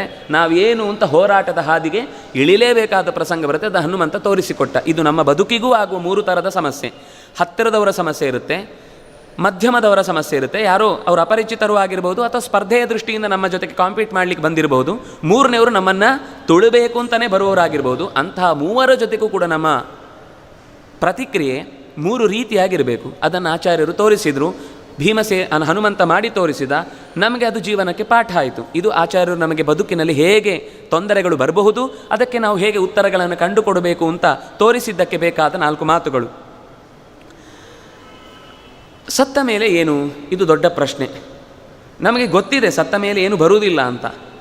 ಆದರೆ ಬರುವಂಥದ್ದನ್ನು ಏನಾದರೂ ತಗೊಂಡು ಹೋಗಬೇಕಲ್ವ ಅನ್ನೋದನ್ನು ಆಚಾರ್ಯರು ಪ್ರಸಂಗದಲ್ಲಿ ಒಂದು ಕಡೆ ಹೇಳ್ತಾರೆ. ಪತಿತಸ್ಯಾಸ್ಯ ದೇಹಸ್ಯ ಕಾಷ್ಟವಿಷ್ಠಾ ಸಮಸ್ಯೆ ಚ 3 ಶಿಷ್ಯಂತೆ ವಿದ್ಯಾ ಕರ್ಮ ಸುತ ಇತಿ. ಯಾವತ್ತೂ ಕೂಡ ಫಲಾನಿ 3 ಶಿಷ್ಯಂತೆ, 3 ಫಲ ಉಳಿಯತ್ತೆ ಸತ್ತ ಮೇಲೂ ಕೂಡ. ವಿದ್ಯಾ ಸುತ ಕರ್ಮ, ವಿದ್ಯಾ ಕರ್ಮ ಸುತಾ ಇತಿ. ನಾವು ಕಲಿತ ವಿದ್ಯೆ ಅದು ಮರೆತು ಹೋಗುವುದೇ ಇಲ್ಲ. ಇದನ್ನು ಅರ್ಜುನನು ಪ್ರಶ್ನೆ ಮಾಡ್ತಾನೆ. ಒಬ್ಬನಿಗೆ ತುಂಬ ಅಪೇಕ್ಷೆ ಇರುತ್ತೆ, ಕಲಿಬೇಕು ಅಂತ. ಎಷ್ಟೋ ಗುರುಗಳನ್ನು ಹುಡುಕ್ತಾನೆ. ಅವನಿಗೆ ಒಳ್ಳೆ ರೀತಿಯಾದ ಮಾರ್ಗದರ್ಶನ ಮಾಡೋರು ಸಿಗಲಿಲ್ಲ. ಆದರೂ ತನಗೆ ಎಷ್ಟು ಸಾಧ್ಯವೋ ತನಗೆ ಸಿಕ್ಕಿದ ಪುಸ್ತಕಗಳನ್ನೇ ಓದಿ ತನ್ನ ಬದುಕನ್ನು ಮುಕ್ತಾಯ ಮಾಡ್ತಾನೆ. ಅಂಥವನ ಕಥೆ ಏನು? ಛಿನ್ನಭ್ರಮಿವ ನಶ್ಯತಿ. ಈ ಸ್ವಲ್ಪ ನೀರನ್ನು ಹೊತ್ತ ಮೋಡದ ಹಾಗೆ ಗಾಳಿಗೆ ಚದುರಿ ಎಲ್ಲೋ ಹೊರಟು ಹೋಗುತ್ತಾ, ಉಪಯೋಗ ಇಲ್ಲದೆ ಆಗುತ್ತಾ? ಅದಕ್ಕೆ ಕೃಷ್ಣ ಹೇಳಿದ, ಇಲ್ಲ, ಶುಚೀನಾಂ ಶ್ರೀಮತಾಂ ಗೇಹೆ ಯೋಗಭ್ರಷ್ಟೋ ವಿಜಾಯತೆ. ಅವನು ಈ ಜನ್ಮದಲ್ಲಿ ಏನನ್ನು ಸಂಪಾದಿಸಿದ್ನೋ ಸ್ವಲ್ಪ ಆದರೂ ಅದು ಮುಂದಿನ ಜನ್ಮಕ್ಕಾಗುವಾಗ ಮತ್ತೆ 1ನೇ ಕ್ಲಾಸಿಗೆ ಹಾಕುವುದಿಲ್ಲ ದೇವರು. ಅಧ್ಯಾತ್ಮದ ಶಿಕ್ಷಣದಲ್ಲಿ ಲೋಕದಲ್ಲಿ ಮತ್ತೆ 1ನೇ ಕ್ಲಾಸಿಗೆ ಹೋಗಬೇಕು, ಮತ್ತೆ ಈ ಕಲೀಲೇಬೇಕು. ಆದರೆ ಭಗವಂತನ ಜ್ಞಾನದ ವಿಷಯದಲ್ಲಿ ಅಥವಾ ಯಾವುದೋ ಒಂದು ಕಲೆ ಅಥವಾ ಯಾವುದೋ ಒಂದು ಒಳ್ಳೆಯ ಚಿಂತನೆಗೋಸ್ಕರ ನಮ್ಮ ಬದುಕನ್ನು ಮೀಸಲಾಗಿಟ್ಟು ಅದನ್ನು ಸಾಧಿಸಲಿಕ್ಕಾಗದೆ ಅವನು ಜೀವವನ್ನು ಕಳ್ಕೊಂಡ ಅಂದರೆ ಮುಂದಿನ ಜನ್ಮದಲ್ಲಿ ನೀವು ನೋಡ್ತೀರಿ 5 ವರ್ಷದ ಮಗು 150 ರಾಗಗಳನ್ನು ಹೇಳುತ್ತೆ. ಅದಕ್ಕೆ ಯಾರೂ ಹೇಳೇ ಕೊಟ್ಟಿಲ್ಲ, ಆದರೂ ಅದು ಚೆನ್ನಾಗಿ ರಾಗಗಳನ್ನು ಗುರುತಿಸುತ್ತೆ, ಹೇಳುತ್ತೆ. ಅಂದರೆ ಒಳ್ಳೆಯ ಅವಕಾಶವನ್ನು, ಪರಿಸರವನ್ನು ಕಲ್ಪಿಸಿಕೊಡ್ತಾನೆ, ಅಲ್ಲಿ ಹುಡ್ತಾನೆ. ಅದನ್ನು ಆಚಾರ್ಯರು ಹೇಳಿದರು, ಆರಂಭ ಮಾತ್ರ ನಿಚ್ಛಾವ ವಿಷ್ಣು ಧರ್ಮೇ ನ ನಿಷ್ಫಲ. ಆರಂಭ ಮಾಡಬೇಕು ಅಂತ ಮನಸ್ಸು ಮಾಡಿ ಅದರಲ್ಲಿ ಸ್ವಲ್ಪವೇ ಪ್ರಯತ್ನ ಮಾಡಲಿ, ಮುಂದೆ ನಮಗೆ ದಾರಿಯೇ ತೋಚಲಿಲ್ಲ, ಗೋಡೆ ಅಡ್ಡ ಬಂದುಬಿಡ್ತು, ಅದು ದೊಡ್ಡ ವಿಘ್ನ ಬಂದುಬಿಡ್ತು, ಸಾಗಲಿಕ್ಕೆ ಆಗಲಿಲ್ಲ, ಬೇಸರ ಪಡಬೇಡಿ. ದೇವರು ನಿಮ್ಮನ್ನು ಮುಂದಿನ ಜನ್ಮದಲ್ಲಾಗುವಾಗ 2ನೇ ತರಗತಿಗೆ ಸೇರಿಸ್ಕೊಳ್ತಾನೆ. ಅಲ್ಲಿಂದಲೇ ನಮ್ಮ ಶಿಕ್ಷಣ ಮುಂದುವರಿಯುತ್ತೆ. ನಾವು ಮಾಡಿದ ಒಂದು ಒಳ್ಳೆಯ ಕೆಲಸವೂ ಕೂಡ ವ್ಯರ್ಥವಾಗುವುದಿಲ್ಲ. ಸ್ವಲ್ಪ ಮಪ್ಯಸ್ಯ ಧರ್ಮಸ್ಯ ತ್ರಾಯತೆ ಮಹತೋ ಭಯಾತ್. ನೀವು ಸ್ವಲ್ಪವೇ ಧರ್ಮ ಮಾಡಿದರೂ ಕೂಡ ಅದು ಪ್ರಾಮಾಣಿಕವಾದದ್ದಾಗಿದ್ದರೆ ನಿಮ್ಮನ್ನು ದೊಡ್ಡ ಅಪಾಯದಿಂದ ತಡೆಯುತ್ತೆ. ಧರ್ಮ ಮಾಡಲಿಕ್ಕಾಗದೇ ಇರುವ ಸ್ಥಿತಿಯಲ್ಲಿ ಧರ್ಮ ಮಾಡಿದರೆ, ಧರ್ಮ ಮಾಡಲಿಕ್ಕೆಲ್ಲ ಆದರೂ ಕೂಡ ಸ್ವಲ್ಪ ಮಾಡಿದರೆ ಸಾಕು ಹೇಳಿದ್ದಾರೆ, ಉಳಿದಿದ್ದು ಮಾಡಬೇಕಾಗಿಲ್ಲ ಅಂತ ಬಿಡುವುದಲ್ಲ. ಅಲ್ಲಿ ಹೇಳಿದ್ದು ಮಾಡಲಿಕ್ಕೇ ಆಗದ ಸ್ಥಿತಿಯಲ್ಲೂ ಸ್ವಲ್ಪ ಮಾಡ್ತಾನಲ್ವ. 100 ಜನರ ನಡುವೆ ಓಡಿ ಬಂದು ಗೆದ್ದರೆ ಅದಕ್ಕೆ ಅರ್ಥ ಇದೆ. ಒಬ್ಬನೇ ಓಡಿ ಬಂದರೆ ನಾನು ಗೆದ್ದೆ ಅಂತ ಏನು ಹೇಳ್ಕೊಳ್ಬೇಕು? ಅದಕ್ಕೆ ಅರ್ಥ ಇಲ್ಲ. ಹಾಗಾಗಿ ತಡೆಯ ಮಧ್ಯದಲ್ಲಿ ಗೆಲ್ಲುವುದಕ್ಕೆ ಅರ್ಥ ಇದೆ. ತಡೆ ಇಲ್ಲದ ನಡುವೆ ಗೆಲ್ಲುವುದು ಅನ್ನೋದು ದೊಡ್ಡ ಸಂಗತಿ ಅಲ್ಲ. ಕೃತಯುಗದಲ್ಲಿ 1000 ವರ್ಷ ತಪಸ್ಸು ಮಾಡಿದ್ರು ಅನ್ನುವಾಗಲೂ ದೇವರು ಒಲಿಲಿಲ್ಲ. ಆದರೆ ಪ್ರಾಯಶ್ಚಿತ್ತಂತೂ ತಸ್ಯೋಕ್ತಂ ಹರಿ ಸಂಸ್ಮರಣಂ ಪರಂ. ಕೇವಲ ಕೀರ್ತನದಿಂದ ಕಲಿಯುಗದಲ್ಲಿ ಭಗವಂತನ ಸಾಕ್ಷಾತ್ಕಾರ ಆಗುತ್ತೆ ಅಂತ. ಅಲ್ರಿ, ನಾವು ಎಷ್ಟು ಸರ್ತಿ ದಿನ ಹೇಳ್ತೀವಿ, ನಾವು ಹೇಳ್ತೇವೆ ಅಷ್ಟೇ. ಅನ್ಯಥಾ ಶರಣಂ ನಾಸ್ತಿ ತ್ವಮೇವ ಶರಣಂ ಮಮ ತಸ್ಮಾತ್ ಕಾರುಣ್ಯ ಭಾವೇನ ರಕ್ಷ ರಕ್ಷ ರಮಾಪತೆ ಅಂತ ಅನನ್ಯ ಭಾವದಿಂದ ನಾವು ದೇವರನ್ನು ಸ್ತೋತ್ರ ಮಾಡಲಿಕ್ಕೆ ಹೋಗೋದೇ ಇಲ್ಲ. ನಮ್ಗೆ ಅದು ಹಾಗೆ ಮಾಡಿದರೆ ಹಾಗಾಗತ್ತಂತೆ, ಮಾಡಿಬಿಡೋಣ, ಅಕಸ್ಮಾತ್ ಆಗೋದಾದರೆ ಆಗಲಿ. ನಾವು ಧ್ಯಾನಕ್ಕೆ ಕೂತ್ಕೊಳ್ಳುವಾಗ ನಮ್ಮ ಮನಸ್ಸು ಏಕಾಗ್ರತೆಗೆ ಹೋದರೆ ಧ್ಯಾನಕ್ಕೊಳಗೆ ಹೋದರೆ ಹೊರಗಿನ ಪ್ರಪಂಚದ ಬಗ್ಗೆ ಎಚ್ಚರ ಬರುವುದಿಲ್ಲ. ನಮ್ಮ ಮನಸ್ಸಿಗೆ ನಾವು ಮೊದಲೇ ಹೇಳಿದ್ವಿ, ನೀನು ಒಳಗೆ ಹೋದರೆ ಮನೆ ಮಠ ನೋಡ್ಕೊಳ್ಳೋದು ಯಾರಪ್ಪ, ಧ್ಯಾನ ಎಲ್ಲ ಬೇಡಪ್ಪ, ಸನ್ಯಾಸ ಅದು ಇದು ಎಲ್ಲ ಬೇಡ.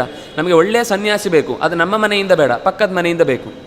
ನಮ್ಗೆ ಒಳ್ಳೆ ಒಬ್ಬ ಸೈನಿಕ ಬೇಕು, ಅದು ನಮ್ಮ ಮನೆಯಿಂದ ಬೇಡ, ಪಕ್ಕದ ಮನೆಯಿಂದ ಬೇಕು. ನಮ್ಗೆ ಒಳ್ಳೆ ಡಾಕ್ಟ್ರ್ ಬೇಕು, ಯಾವ ಟೈಮಿಗೆ ಕೇಳಿದ್ರೂ ಅವನು ರೆಡಿಯಾಗಿ ಶುಶ್ರೂಷೆ ಮಾಡಲಿಕ್ಕೆ ತಯಾರಿರಬೇಕು. ಆದರೆ ನಮ್ಮ ಮನೆಯವನಾಗಿರಬಾರ್ದು, ಡಾಕ್ಟ್ರಾಗಿ ಬರಬೇಕು. ಆದರೆ ಕಾಲಕಾಲಕ್ಕೆ ಬೇಕಾದಾಗ ಸಿಗುವಂಥ ಡಾಕ್ಟರ್ ನಮ್ಮ ಮನೆಯಿಂದ, ಪಕ್ಕದ ಮನೆಯವರಾದರೆ ಸರಿ. ಇದು ನಮ್ಮ ಸ್ವಾರ್ಥವನ್ನು ಆಚಾರ್ಯರು ಹೇಳಿದರು. ಹಾಗಲ್ಲ, ಯಾವ ಕಾಲಕ್ಕೂ ಕೂಡ ನಮ್ಮ ಜೊತೆಗೆ ಬರುವಂಥದ್ದು ನಮ್ಮ ವಿದ್ಯೆ. ನಾವು ಕಲಿತ ವಿದ್ಯೆ ಅದು ವ್ಯರ್ಥ ಆಗೋದಿಲ್ಲ. ಇನ್ನೊಂದು ಕರ್ಮ, ಶುಭ ಕರ್ಮ ಆದರೆ ಶುಭ ಕರ್ಮ, ದುಷ್ಟಕರ್ಮ ಆದರೆ ದುಷ್ಟಕರ್ಮ.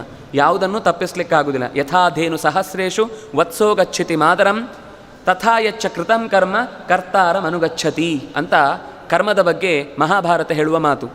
ಸಾವಿರಾರು ಗೋವುಗಳ ನಡುವೆಯೂ ಕೂಡ ಕರುವನ್ನು ಎಲ್ಲೋ ದೂರದಿಂದ ಇದ್ದದ್ದನ್ನು ಬಿಟ್ಟರೆ ತನ್ನ ತಾಯಿ ಹತ್ತಿರ ಹೋಗಲಿ ಅಂತ 1000 ಗೋವುಗಳ ನಡುವೆ ತನ್ನ ತಾಯಿಯ ಹತ್ತಿರವೇ ಹೋಗಿ ನಿಂತು ತಾಯಿಯನ್ನು ಮೂಸತ್ತೆ, ನೆಕ್ಕತ್ತೆ, ಪ್ರೀತಿ ತೋರಿಸತ್ತೆ. ಹಾಗೆಯೇ ಇಲ್ಲೆಲ್ಲೋ ಮಾಡಿದ ಕರ್ಮ ಇವನೆಲ್ಲೋ ಇನ್ಯಾವುದೋ ದೇಶದಲ್ಲಿ ಹುಟ್ಟಿದ್ರೂ ಅವನ ಕರ್ಮ ಅವನ ಬೆನ್ನ ಹಿಂದೆ ಬರುತ್ತೆ ಹೊರತು, ಅಯ್ಯೋ ನಾನು ಈ ದೇಶದಲ್ಲಿ ಮಾಡಿದ್ದು ಆ ದೇಶದಲ್ಲಿ ಹುಟ್ಟಿದ್ರಿಂದ ತಪ್ಪಿಸ್ಕೊಳ್ಬೋದು ಇಲ್ಲ. ಕರ್ತಾರಂ ಅನುಗಚ್ಚತಿ, ಕರ್ತೃವನ್ನು ಬಿಡದೆ ಅನುಸರಿಸಿಕೊಂಡು ಹೋಗುತ್ತೆ. ಅದರಿಂದಾಗಿ ಕರ್ಮವು ನಮ್ಮ ಜೊತೆಗೇ ಬರುವಂಥದ್ದು. ಇನ್ನೊಂದು ಸುತ ಅಂದರೆ ಅದು ಚೆನ್ನಾಗಿ ಹಿಂಡಿ ಮುಂದೆ ಕೊಟ್ಟದ್ದು ಸಂಪ್ರದಾಯ ಅನ್ನುವ ಲೆಕ್ಕದಲ್ಲಿ. ನಾವು ನೆಕ್ಸ್ಟ್ ಜನ್ರೇಷನ್ಗೆ ಏನು ನಮ್ಮ ಜ್ಞಾನವನ್ನು ಬಿಟ್ಟು ಕೊಟ್ಟಿದ್ದೇವೆ, ಇದು ಮುಂದೆ ಒರಿಬೇಕು ಅಂತ ನಾವು ಹೇಳಿಕೊಟ್ಟಿದ್ದೇವೆ, ಅದು ನಮ್ಮ ಮಕ್ಕಳು ಅನ್ನೋ ದೃಷ್ಟಿಯಿಂದ ಕಾಣುವಂಥದ್ದು. ಸುತ ಅನ್ನುವ ಶಬ್ದ ಎಷ್ಟು ಚಂದ ಅಂದರೆ ನಮ್ಮ ದೇಹವನ್ನು ಹಿಂಡಿ ತೆಗೆದದ್ದು ಅಂತ. ಸುತ ಅಂದರೆ ಸುತ ಸೋಮವನ್ನು ಹಿಂಡುವುದು ವೇದದಲ್ಲಿ ಬರುತ್ತೆ. ಸುತ ಅಂದರೆ ಹಿಂಡಿ ತೆಗೆದದ್ದು ಅಂತ. ಗಂಡು ತನ್ನ ದೇಹದಲ್ಲಿ ಹಿಂಡಿ ತೆಗೆದ ಸ್ಪರ್ಮನ್ನು ತಾಯಿಯ ದೇಹದೊಳಗೆ ಹಾಕಿ, ತಾಯಿ ತನ್ನ ದೇಹವನ್ನು ಹಿಂಡಿ ಆ ಮಗುವಿಗೆ ತನ್ನ ರಕ್ತ ಮಾಂಸ ಮಜ್ಜೆಯೆಲ್ಲ ಕೊಟ್ಟು ಹುಟ್ಟುವ ಮಗು ಅದು. ಅದರಿಂದ ಅದು ಸುತ. ತಂದೆಯ ಮತ್ತು ತಾಯಿಯ ದೇಹದ ಭಾಗಗಳನ್ನು ಹಿಂಡಿ ಬೆಳೆದ ಮಗು ಅಂತ ಅರ್ಥ. ಅಂದರೆ ನಮಗೆ ಎಷ್ಟು ಜವಾಬ್ದಾರಿ ಇದೆ ಅಂತ. ಅವರು ತಮ್ಮ ದೇಹದ ಭಾಗವನ್ನೇ ಕೊಟ್ಟು ನಮ್ಮನ್ನು ಈ ಶರೀರದಲ್ಲಿ ಕೊಟ್ಟು ಬೆಳೆಸಿದ್ದಾರೆ. ಅದಕ್ಕೆ ಪ್ರತಿಯಾಗಿ ನಾವು ಮಾಡಬೇಕಾದ್ದೇನು ಅಂತಂದರೆ, ಅವರು ಕೊಡುವ ಶಾಸ್ತ್ರವನ್ನು, ಅವರು ಕೊಡುವ ಸಂಪ್ರದಾಯವನ್ನು, ಅದು ಸಂಪ್ರದಾಯ ಅನ್ನುವ ಶಬ್ದ ತುಂಬ ಅರ್ಥದಲ್ಲಿ ಬರುತ್ತೆ. ದಾಯ ಅಂದರೆ ಪಿತ್ರಾರ್ಜಿತ ಅಂತ, ದಾಯಾದಿಗಳು. ದಾಯವನ್ನು ಅದಿ ಅಂದರೆ ತಿನ್ನುವವರು ಅಂತ. ದಾಯಾದಿ ಹೋಗಿ ಕೊನೆಗೆ ಪರಸ್ಪರ ಕಚ್ಚಾಟನೆ ಆಗಿ ಹೋಗುತ್ತೆ. ವಸ್ತುತಃ ಅರ್ಹರು ಅಂತ ಅರ್ಥ. ದಾಯ ಪಿತ್ರಾರ್ಜಿತ. ಪ್ರದಾಯ ಅದು ನಾಶವಾಗದೇ ಇರುವಂತಹ ದಾಯ. ಇದೆಲ್ಲ ನಾಶ ಆಗ್ಬೋದು, ಯಾವುದೋ ಒಂದು ರೇಸಿಗೆ ಹಾಕಿದೋ, ಇನ್ಯಾವುದೋ ಡಿಕ್ಲರೇಷನ್ ಬಂತು, ಇನ್ನೇನೋ ತೊಂದರೆ ಆಯಿತು, ಕಳೆದು ಹೋಗುತ್ತೆ. ಪ್ರದಾಯ ಅಂದರೆ ಯಾರಿಂದಲೂ ಕಳಿಯಲಾಗದ್ದು, ಅಂದರೆ ಜ್ಞಾನ ಅಂತಾಯಿತು. ಸಂಪ್ರದಾಯ ಅಂದರೆ ಅದು ಶಾಸ್ತ್ರ ಚಿಂತಕರು ಋಷಿಗಳು ಕೊಟ್ಟಂತಹ ಜ್ಞಾನವನ್ನು ನೆಕ್ಸ್ಟ್ ಜನ್ರೇಷನ್ ತನಕ ನಾವು ಉಳಿಸುವುದು ಅಂತಂತಲ್ಲ, ಅದು ನಿಜವಾಗಿ ಸಂಪ್ರದಾಯ. ನಮಗೆ ಇವತ್ತು ಎಲ್ಲವೂ ಸಂಪ್ರದಾಯ ಆಗಿಬಿಟ್ಟಿದೆ. ನಾವೇನೇನು ಮಾಡ್ತೀವೋ, ಇವರ ಮನೆಯಲ್ಲಿ ಪ್ರತಿ ವರ್ಷ ಶ್ರಾದ್ದ ಮಾಡುವಾಗ ಬೆಕ್ಕು ಅಡ್ಡ ಬರ್ತಿತ್ತು ಅಂತ ತಂದೆ ಕಟ್ಟಿ ಹಾಕ್ತಿದ್ದ.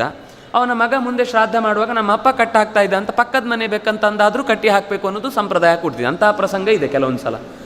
ಅದನ್ನು ಸಂಪ್ರದಾಯ ಅಂತ ಹೇಳಲಿಲ್ಲ ಅವರು. ಸಂಪ್ರದಾಯ ಅಂದರೆ ಋಷಿಮುನಿಗಳು ಏನು ಜ್ಞಾನವನ್ನು ಕೊಟ್ಟರು, ಅದು ಯಾವ ಅರ್ಥದಲ್ಲಿ ಜ್ಞಾನದ ರೂಪದಿಂದ ನಮಗೆ ಇನ್ನಷ್ಟು ಧೈರ್ಯವನ್ನು ತುಂಬುತ್ತೋ, ಖಂಡಿತ ಶಾಸ್ತ್ರ ನಮ್ಮನ್ನು ಹೆದರಿಸ್ಲಿಕ್ಕೋಸ್ಕರ ಇಲ್ಲ. ನಮಗೆ ಇವತ್ತು ಶಾಸ್ತ್ರ ಅಂದರೆ ಹೆದರಿಕೆ. ನರಕ, ಬಾಣಲೆ, ಚಿನ್ನದ ಚೂಜಿ, ಇನ್ನೇನೇನೋ ಭಯನೇ ಶಾಸ್ತ್ರ ಆಗಿಬಿಟ್ಟಿದೆ. ಆದರೆ ಶಾಸ್ತ್ರ ಇರೋದು ನಮ್ಮನ್ನು ರಕ್ಷಿಸಲಿಕ್ಕೋಸ್ಕರ. ಅದು ಶಾಸ್ತಿ ಅಂತಂದರೆ ಚೆನ್ನಾಗಿ ಒಬ್ಬ ಮನುಷ್ಯನನ್ನು ಸರಿದಾರಿಯಲ್ಲಿ ಕರ್ಕೊಂಡು ಹೋಗುವುದು ಅಂಥದ್ದು ಅಂತ. ನೀವು ಹೆದರಬೇಡಿ, ಇದು ಹೆದರಬೇಕಾದ ದಾರಿಯಲ್ಲ, ಚೆನ್ನಾಗಿ ನಾವು ಬದುಕನ್ನು ಅನುಭವಿಸ್ಲಿಕ್ಕೋಸ್ಕರ ಇರುವ ದಾರಿ ಅಂತ ಹೇಳುವಂತಹ ಮಾತು. ಆಚಾರ್ಯರ ಪ್ರತಿಯೊಂದು ಮಾತಿನಲ್ಲೂ ಇದು ನಮಗೆ ಎದ್ದು ಕಾಣ್ತಾ ಇರುತ್ತೆ. ತಪ್ಪು ಮಾಡಿದರೆ ಶಿಕ್ಷೆ ಇದೆ ಅಂತ ಹೇಳೋದು ತಪ್ಪಲ್ಲ. ಆದರೆ ನೀವು ಸಣ್ಣ ಚೂರು ಧರ್ಮ ಮಾಡಿದರೂ ನಿಮಗೇನು ಉಪಯೋಗ ಇಲ್ಲ, ನೀವು ಹೀಗೆ ಮಾಡಿದರೂ ವ್ಯರ್ಥ, ಹಾಗೆ ಮಾಡಿದರೂ ವ್ಯರ್ಥ ಅಂತ ಹೇಳುವ ಮಾತನ್ನು ಆಚಾರ್ಯರು ಎಲ್ಲೂ ಆಡಲಿಲ್ಲ ಇಡೀ ತಮ್ಮ ಸರ್ವಮೂಲ ಗ್ರಂಥಗಳಲ್ಲಿ. ಇನ್ನೂ ಒಂದು ಮಾತು ಹೇಳುತ್ತಾರೆ, ಸೇವೆ ಅಂತ ನಾವು ಮಾತಾಡ್ತೇವೆ. ಆಚಾರ್ಯರು ಹೇಳಿದರು, ತಸ್ಯ ಪ್ರಾಣ್ಯುಪಕಾರೇಣ ಪ್ರೀತೋ ಭವತಿ ಕೇಶವಃ. ನಾವು ಪ್ರಾಣಿ ಪಕ್ಷಿಗಳನ್ನು ಉಳಿಸುವುದು ಅಂತ ಉಂಟಲ್ಲ, ಪ್ರಾಣಿ ಅಂದರೆ ಪ್ರಾಣ ಉಳ್ಳದ್ದೆಲ್ಲ, ಅದು ಸಸ್ಯವೂ ಇರ್ಬೋದು, ಪ್ರಾಣಿಯೂ ಇರ್ಬೋದು, ಪಕ್ಷಿ ಇರ್ಬೋದು, ಕೀಟವೂ ಇರ್ಬೋದು. ಆಯಾ ಪ್ರಾಣಿಗಳು ಆಯಾ ಪ್ರಾಣವಂತವಾಗಿ ಆ ಪ್ರಕೃತಿಯಲ್ಲಿ ಬದುಕುವುದಕ್ಕೆ ಮನುಷ್ಯ ಉಪಕರಿಸಿದ ಅಂದರೆ ಪ್ರೀತೋ ಭವತಿ ಕೇಶವಃ. ಒಂದು ಗಿಡ ನೆಟ್ಟೆವು ಅಂದರೆ ಪರಮಾತ್ಮನಿಗೆ ಇಷ್ಟ. ಒಂದು ಪ್ರಾಣಿಯನ್ನು ನಾವು ಚೆನ್ನಾಗಿ ಅದು ಪ್ರಾಣ ಹೋಗುವ ಸ್ಥಿತಿಯಲ್ಲಿ ಅದನ್ನು ರಕ್ಷಿಸಿದೆವು ಅಂತಂದರೆ ಅದು ಭಗವಂತನಿಗೆ ಬಹಳ ಇಷ್ಟ. ಅಂದರೆ ಒಂದು ಅವುಗಳನ್ನು ನಾಶ ಮಾಡುವುದಷ್ಟೇ ಅಲ್ಲ, ನಾವು ಇವತ್ತು ಮಾಡ್ತಾ ಇರೋದು ನಮ್ಮ ನಾಗರಿಕತೆ ಹೆಸರಲ್ಲಿ ನಾಶ ಮಾಡದೇ ಇರುವುದು, ಜೊತೆಗೆ ಅದಕ್ಕೆ ಬದುಕಲಿಕ್ಕೆ ಅವಕಾಶ ಕಲ್ಪಿಸಿಕೊಡುವುದು. ಬದುಕಲು ಬಿಡು, ಇದು ಭಗವಂತನಿಗೆ ಕೊಡುವ ದೊಡ್ಡ ಕೃತಜ್ಞತೆ. ಟ್ಯಾಕ್ಸ್ ಅಂದರೆ ಇದೆ. ಅದನ್ನು ಆಚಾರ್ಯ ಇನ್ನೂ ಸ್ಪಷ್ಟಪಡಿಸಿದರು. ನಾನಾ ಜನಸ್ಸ ಶುಶ್ರೂಷಾ ಕರ್ಮಾಖ್ಯ ಕರವನ್ಮಿತೇ. ಅವರು ಯಾವುದೇ ಜಾತಿ ಹೇಳಿಲ್ಲ, ನಾನಾ ಜನ, ಯಾರೆಲ್ಲ ಇದ್ದಾರೋ, ಯಾರು ಕಷ್ಟದಲ್ಲಿದ್ದಾರೋ ಎಲ್ಲರಿಗೂ ಸಹಾಯ ಮಾಡುವುದು ನಮ್ಮ ಧರ್ಮ. ನಮ್ಮ ಗುರುಗಳು ಒಂದು ಒಳ್ಳೆಯ ಉದಾಹರಣೆ ಕೊಡ್ತಾಯಿದ್ರು ಸ್ವಾಮಿಗಳು. ಮನುಷ್ಯ ಯಾವಾಗಲೂ ನೀರಿನ ಹಾಗಿರಬೇಕು, ಮಣ್ಣಿನ ಹಾಗಿರಬಾರ್ದು ಅಂತ. ಮಣ್ಣಿನಲ್ಲಿ, ಭೂಮಿಯ ಜಾಗದಲ್ಲಿ ನೀವೊಂದು 2 ಅಡಿ ಆಳದ ಜಾಗ ತೆಗಿರಿ, ಹೊಂಡ ಮಾಡಿ ತೆಗೆದು ನೀವು ಮರ್ತೋದ್ರಿ, ಗಿಡ ನೆಡಬೇಕು ಅಂತ ಅಂದ್ಕೊಂಡ್ರಿ, ಗಿಡ ನಟ್ಟೂ ಬಿಟ್ರಿ, ಆದರೆ ಅದು ಗಿಡ ಅಲ್ಲೇ ಗೊಬ್ಬರ ಆಗೋಗಿತ್ತು, ಗೊತ್ತೇ ಆಗಲಿಲ್ಲ. ಆದರೆ ಆ ಹೊಂಡ ಮತ್ತೆ ಮುಚ್ಚಬೇಕು ಅಂದರೆ ಮುಂದಿನ ವನ ಮಹೋತ್ಸವನೇ ಬರಬೇಕು. ಅಲ್ಲಿಯ ತನಕ ಆ ಗುಂಡಿ ಹಾಗೆ ಇರುತ್ತೆ. ಅಂದರೆ ಅದು ಬಹಳ ದೀರ್ಘಕಾಲ ಮುಚ್ಚತ್ತೆ. ಆಮೇಲೆ ನಿಧಾನಕ್ಕೆ ಒಂದು 4 ಮಳೆ ಆದಮೇಲೆ ಮಣ್ಣು ತುಂಬಿ ನಿಧಾನಕ್ಕೆ ಮುಚ್ಚತ್ತೆ. ನೀರಿನಲ್ಲಿ ಒಂದು 5 ಕೊಡ ನೀರು ತೆಗೀರಿ, ಅಲ್ಲಿ ಹೊಂಡ ಉಳಿಯತ್ತಾ? ನಾವು ನೀರನ್ನು ಹೀಗೆ ಇದು ಕೊಡದಿಂದ ನೀರು ಹೀಗೆ ತೆಗೆದ ಮರುಕ್ಷಣದಲ್ಲೇ ನಾವು ಎಷ್ಟು ನೀರು ತೆಗೆದಿದ್ದೇವೆ ಅಂತ ಗೊತ್ತೇ ಆಗಬಾರ್ದು ನಮಗೆ. ಆ ನೀರಿನ ಭಾಗ ಆ ಹೊಂಡವನ್ನು ಮುಚ್ಚಿಬಿಡುತ್ತೆ. ಪಕ್ಕದಲ್ಲಿದ್ದ ಎಲ್ಲ ನೀರಿನ ಕಣಗಳಲ್ಲಿ ತಕ್ಷಣ ಸಂಚಲನ ಉಂಟಾಗಿ ಆ ಹೊಂಡವನ್ನು ಮುಚ್ಚಿ ನಾವು ಸಮ ಪ್ರಮಾಣದಲ್ಲಿದ್ದೇವೆ, ನಮಗೇನೂ ಆಗಿಲ್ಲ. ಗಾಯದ ಗುರುತನ್ನೇ ತೋರಿಸಿಕೊಡುವುದಿಲ್ಲ. ಭೂಮಿ ತನ್ನ ಗಾಯದ ಗುರುತನ್ನು ತೋರಿಸಿಕೊಡುತ್ತೆ. ಅಯ್ಯೋ ನಾವು ಹೀಗಾಗಿದ್ದೇವೆ, ನಮ್ಗೆ ಇಂಥ ಸಮಸ್ಯೆ ಇದೆ ಅಂತ ತೋರಿಸಿಕೊಟ್ಟ ಕಾಣಿಸುತ್ತೆ. ಆದರೆ ನೀರಿನಲ್ಲಿ ಅಂತಹ ಒಂದು ಸಣ್ಣ ಕೊರತೆಯೂ ಕಾಣುವುದಿಲ್ಲ. ನಮ್ಮ ಸಮಾಜ ನಾವು ನೀರಿನ ಹಾಗೆ ಬದುಕಬೇಕು. ನಮ್ಮ ಸಮಾಜದಲ್ಲಿ ಯಾವುದೇ ವ್ಯಕ್ತಿಗೆ ಏನೇ ಥರದ ತೊಂದರೆ ಆದರೂ ನಮ್ಮೆಲ್ಲರ ಜವಾಬ್ದಾರಿ ಅದು. ನಾವೆಲ್ಲರೂ ಕೂಡ ಆ ಸಮಸ್ಯೆಗೆ ಸ್ಪಂದಿಸಿ, ಅದು ಅವ್ರು ಮಾಡೋದು ಬಿಟ್ಟುಬಿಡಿ, ಇದು ಇವ್ರು ಮಾಡೋದು ಬಿಟ್ಟುಬಿಡಿ. ಕೃಷ್ಣ ಯಮುನಾ ನದಿಗೆ ಸಮಸ್ಯೆ ಉಂಟಾಯಿತು, ವಿಷದ ಪ್ರಭಾವದಿಂದಾಗಿ ಕಾಲಿಯ ಮರ್ದನ ಮಾಡಬೇಕಾದ ಪ್ರಸಂಗ ಬಂತು. ಅವನು ಇದು ರಾಜರು ಮಾಡಬೇಕಾದ ಕೆಲಸ, ನಾವ್ಯಾಕೆ ಮಾಡಬೇಕು ಅಂತ ಬಿಟ್ಟಿದ್ದಿದ್ರೆ ಗೋಕುಲದ ಹಸುಗಳಿಗೆ, ಪ್ರಾಣಿಗಳಿಗೆ, ಅಲ್ಲಿ ಕೇವಲ ಹಸುಗಳು ಮಾತ್ರ ಅಲ್ಲ, ಆ ಕಾಡಿನ ಸುತ್ತ ಇದ್ದ ಎಲ್ಲ ಥರದ ಜೀವಜಾತಕ್ಕೂ ಆ ನೀರೇ ಗತಿ ಇತ್ತು, ಕೂಲವೇ ಗತಿ ಇತ್ತು. ಅದಕ್ಕೋಸ್ಕರ ಕೃಷ್ಣ ರಾಜರನ್ನು ಕಾಯಲಿಲ್ಲ. ನಮ್ಮ ಕೆಲಸ ನಾವು ಮಾಡಬೇಕು. ಅಂತ ತಕ್ಷಣ ಆ ಕಾರ್ಯಪ್ರವೃತ್ತನಾಗಿ ಆ ಕಾಲಿಯನನ್ನು ಒದ್ದೋಡಿಸಿ ಅವನಿಗೆ ರಕ್ಷಣೆ, ನೀನು ಇನ್ನೆಲ್ಲಿಯೂ ಕೂಡ ಗರುಡನಿಂದ ಆಪತ್ತಿಗೆ ಒಳಗಾಗುವುದಿಲ್ಲ, ನನ್ನ ಕಾಲ ಚಿಹ್ನೆ ನಿನ್ನ ತಲೆ ಮೇಲೆ ಇದೆ ಅಂತಂದಮೇಲೆ ಇದು ಭಗವಂತನ ಭಕ್ತ ಅಂತ ಯೋಚಿಸಿ ನಿನ್ನನ್ನು ಬಿಡ್ತಾನೆ ಅಂತ ಹೇಳಿ ಕಳುಹಿಸಿ ಆ ನದಿಯನ್ನು ಮತ್ತೆ ಶುದ್ಧ ಮಾಡಿದ. ಇವತ್ತೂ ಯಮುನೆ ಮತ್ತೆ ಕಪ್ಪಗಾಗಿದ್ದಾಳೆ. ವಸ್ತುತಃ ನದಿ ಕಪ್ಪಲ್ಲ, ಅದು ಮಣ್ಣು ಕಪ್ಪಿದೆ. ನೀವು ನೀರನ್ನು ಮೇಲೆ ತೆಗೆದು ನೋಡಿದ್ರೆ ಶುದ್ಧ ಇರುತ್ತೆ ಆ ನೀರು. ಆದರೆ ಇವತ್ತು ಲಿಟರಲಿ ಕಪ್ಪಾಗಿ ಬಿಟ್ಟಿದೆ. ಕಾರ್ಖಾನೆಗಳಂಥ ಕಾಲಿಯ ಇನ್ನಷ್ಟು ಜಾಸ್ತಿ ವ್ಯಾಪಿಸಿಕೊಂಡು ಬಿಟ್ಟಿದೆ ಎಲ್ಲ ನದಿಗಳನ್ನು, ಆ ಯಮುನೆ ಮಾತ್ರ ಅಲ್ಲ. ಆದರೆ ಕೃಷ್ಣ ಒಬ್ಬ ಇಲ್ಲ ಅಷ್ಟೇ. ನಮ್ಮ ಜವಾಬ್ದಾರಿ, ಕೃಷ್ಣ ಇಲ್ಲ ಅಂತ ನಾವು ಚಪ್ಪಾಳೆ ತಟ್ಕೊಂಡು ಕೂತ್ರೆ ಕೃಷ್ಣ ಬರುವುದಿಲ್ಲ. ನಮಗೂ ಜವಾಬ್ದಾರಿ ಕೊಟ್ಟಿದ್ದಾನೆ, ನಮ್ಮ ಕರ್ತವ್ಯವನ್ನು ನಾವು ಮಾಡಬೇಕು ಅಂತ ಹೇಳಿದ್ದಾನೆ. ನೀರನ್ನು ಉಳಿಸಿ, ಪ್ರಕೃತಿಯನ್ನು ಉಳಿಸಿ, ಜನರನ್ನು ಉಳಿಸಿ. ಸಮಸ್ಯೆಗಳಿಗೆ ಎಲ್ಲ ಕಡೆಯಲ್ಲಿ ನಿಮ್ಮ ಸಮಸ್ಯೆ ಬಂದಾಗ ನೀವು ಇನ್ನೊಬ್ಬರಿಂದ ಸಹಾಯವನ್ನು ನಿರೀಕ್ಷಿಸ್ತೀರಿ ಅಂತಂದರೆ, ಹಾಗೆಯೇ ಸಮಾಜದಲ್ಲೂ ಅವರವರಿಗೆ ಬಂದ ಕಷ್ಟಕ್ಕೆ ನಿಮ್ಮ ಸಹಾಯವನ್ನು ನಿರೀಕ್ಷಿಸ್ತಾ ಇದ್ದಾರೆ. ನಿಮಗೆ ಕಾಣುವುದಿಲ್ಲ ಅಷ್ಟೇ ಕಣ್ಣು. ಅದು ಸಮಾಜದ ಕೆಲಸ, ಅದು ಆ ಸಂಸ್ಥೆಯ ಕೆಲಸ, ಇದು ಆ ಮಠದ ಕೆಲಸ, ಇದು ಯಾವುದೋ ಅವರವರ ಕುಟುಂಬದ ಕೆಲಸ ಅಂತ ನಾವು ಬಿಟ್ಟದ್ರಿಂದಲೇ ಇವತ್ತು ಮತ್ತಷ್ಟು ಕಂದಕಗಳು ಪಂಗಡಗಳ ನಡುವೆ ಬೆಳೀತಾ ನಾವು ಮತ್ತಷ್ಟು ಸಮಾಜದಿಂದ ದೂರ ಆಗಿ ನಮ್ಮನ್ನು ಅಟ್ಯಾಕ್ ಮಾಡಲಿಕ್ಕೆ ಬಹಳ ಸುಲಭ ಆಗಿಬಿಡುತ್ತೆ. ಎಲ್ರಿಗೂ ಚಿಕ್ಕ ಪಂಗಡ ಆದರೆ ಏನಾಗುತ್ತೆ, ಸುಲಭವಾಗಿ ಒಂದೊಂದು ತುತ್ತಲ್ಲಿ ನುಂಗ್ಕೊಂಡು ಬರ್ಬೋದು. ನಾವೆಲ್ಲವೂ ಒಂದೇ ಚಿಂತನೆಯಿಂದ ಬೆಳೆಯುವಂತಹ ಅವಕಾಶ, ಎಲ್ಲರೂ ದೇವರ ಮಕ್ಕಳೇ ಅನ್ನುವ ಎಚ್ಚರ ಇದ್ದರೆ ಖಂಡಿತ ತಪ್ಪಾಗುವುದಿಲ್ಲ. ಅದಕ್ಕೆ ಆಚಾರ್ಯರು ಕೊಟ್ಟದ್ದು 2 ಮುಖ್ಯವಾದ ಮಾತು. ತಸ್ಯ ಪ್ರಾಣ್ಯುಪಕಾರೇಣ ಪ್ರೀತೋ ಭವತಿ ಕೇಶವ. ಇನ್ನೊಂದು, ದೇವರಿಗೆ ಕೊಡುವಂತಹ, ಈಗ ನಾವು ರಾಜನಿಗೆ ಸರಕಾರಕ್ಕೆ ಟ್ಯಾಕ್ಸ್ ಕಟ್ತೇವೆ, ನಮ್ಗೆ ಗೊತ್ತಿಲ್ಲದೂ ಎಷ್ಟೋ ಟ್ಯಾಕ್ಸ್ ಕಟ್ತಾನೆ ಇರ್ತೀವಿ. ನಾವು ಪ್ರತಿಯೊಂದು ವಸ್ತು ತಗೊಳ್ಳುವಾಗಲೂ ಅದರೊಂದು ಟ್ಯಾಕ್ಸ್ ಇದ್ದೇ ಇರುತ್ತೆ, ಅದೂ ಸರ್ಕಾರಕ್ಕೆ ಹೋಗುತ್ತೆ. ಅದರ ಜೊತೆಗೆ ನಾವು ಇರುವ ಮನೆಯ ಜಾಗದ ಟ್ಯಾಕ್ಸು, ನೀರಲ್ಲಿ ಟ್ಯಾಕ್ಸು, ಕರೆಂಟಲ್ಲಿ ಟ್ಯಾಕ್ಸು, ಮನೆಯ ಯಾವುದು ಬಾಡಿಗೆ ಕಟ್ತಾ ಇದ್ದೇವೆ ಅದರಲ್ಲೂ ಟ್ಯಾಕ್ಸು, ಎಲ್ಲದರಲ್ಲೂ ಇದೆ. ದೇವರಿಗೆ ಯಾವ ಟ್ಯಾಕ್ಸು? ಇವರು ಏನು ಮಾಡದೇ ಇದ್ರೂ ನಾವು ಟ್ಯಾಕ್ಸ್ ಕಟ್ಟಲೇಬೇಕು. ನಾವು ನಮ್ಮ ಮನೆಯ ಹೊಂಡ ಎದುರುಗಡೆ ಬಿದ್ದರೂ, ಹಣೆಗೊಂದು ಬಡಿಸ್ಕೊಂಡ್ರು ಮತ್ತೆ ನಾವು ಟ್ಯಾಕ್ಸ್ ಕಟ್ಟೋದನ್ನು ತಪ್ಪಿಸ್ಲಿಕ್ಕೆ ಸಾಧ್ಯವೇ ಇಲ್ಲ. ಆದರೆ ದೇವರು ಮಾಡುವ ಉಪಕಾರ ಇದಕ್ಕಿಂತ 1000 ಪಾಲು, ಅನಂತ ಪಾಲು. ಮನುಷ್ಯ ಜನ್ಮಕ್ಕಂತೂ ಅದರಷ್ಟು ಉಪಕಾರ ಬೇರೆ ಯಾವ ಪ್ರಾಣಿಗೂ ಸಿಗ್ಲಿಕ್ಕೆ ಸಾಧ್ಯ ಇಲ್ಲ. ಮನುಷ್ಯನಿಗೆ ಮಾತ್ರ ಕೊಟ್ಟ ವಾಂಗ್ ಮನಃ ಪ್ರಾಣಃ, ಮಾತನ್ನು ಕೊಟ್ಟ, ಒಳ್ಳೆಯ ಬುದ್ಧಿಶಕ್ತಿ ಕೊಟ್ಟ, ದೇಹದ ರಚನೆ ಕೊಟ್ಟ. ಇದೆಲ್ಲದಕ್ಕೂ ಕೂಡ ಪ್ರತಿಯಾಗಿ ನಾವು ಕೊಡಬೇಕಾದದ್ದೇನು ಅಂದರೆ, ಕೊಟ್ಟ ಕೈಯನ್ನು, ಕೊಟ್ಟ ಮಾತನ್ನು, ಕೊಟ್ಟ ಒಳ್ಳೆಯ ಬುದ್ಧಿಶಕ್ತಿಯನ್ನು ಸಮಾಜದಕ್ಕೆ ಸದ್ವಿನಿಯೋಗ ಮಾಡುವಂಥ ಕೆಲಸ ಮಾಡು. ನಿನ್ನ ಉನ್ನತಿಯ ಜೊತೆಗೆ ನೀನು ಆ ಕೆಲಸ ಮಾಡಿದರೆ ನಿನ್ನ ಉನ್ನತಿ ತಾನಾಗೇ ಆಗುತ್ತೆ. ನಮ್ಮಲ್ಲಿ ಏನು ಯೋಚನೆ ಅಂದರೆ, ನಾವು ಏನಾದರೂ ಆಗಬೇಕು ಅಂತ ಬಯಸ್ತೇವೆ, ನಾವು ಏನಾದರೂ ಮಾಡಬೇಕು ಅಂತ ಬಯಸುವುದೇ ಇಲ್ಲ.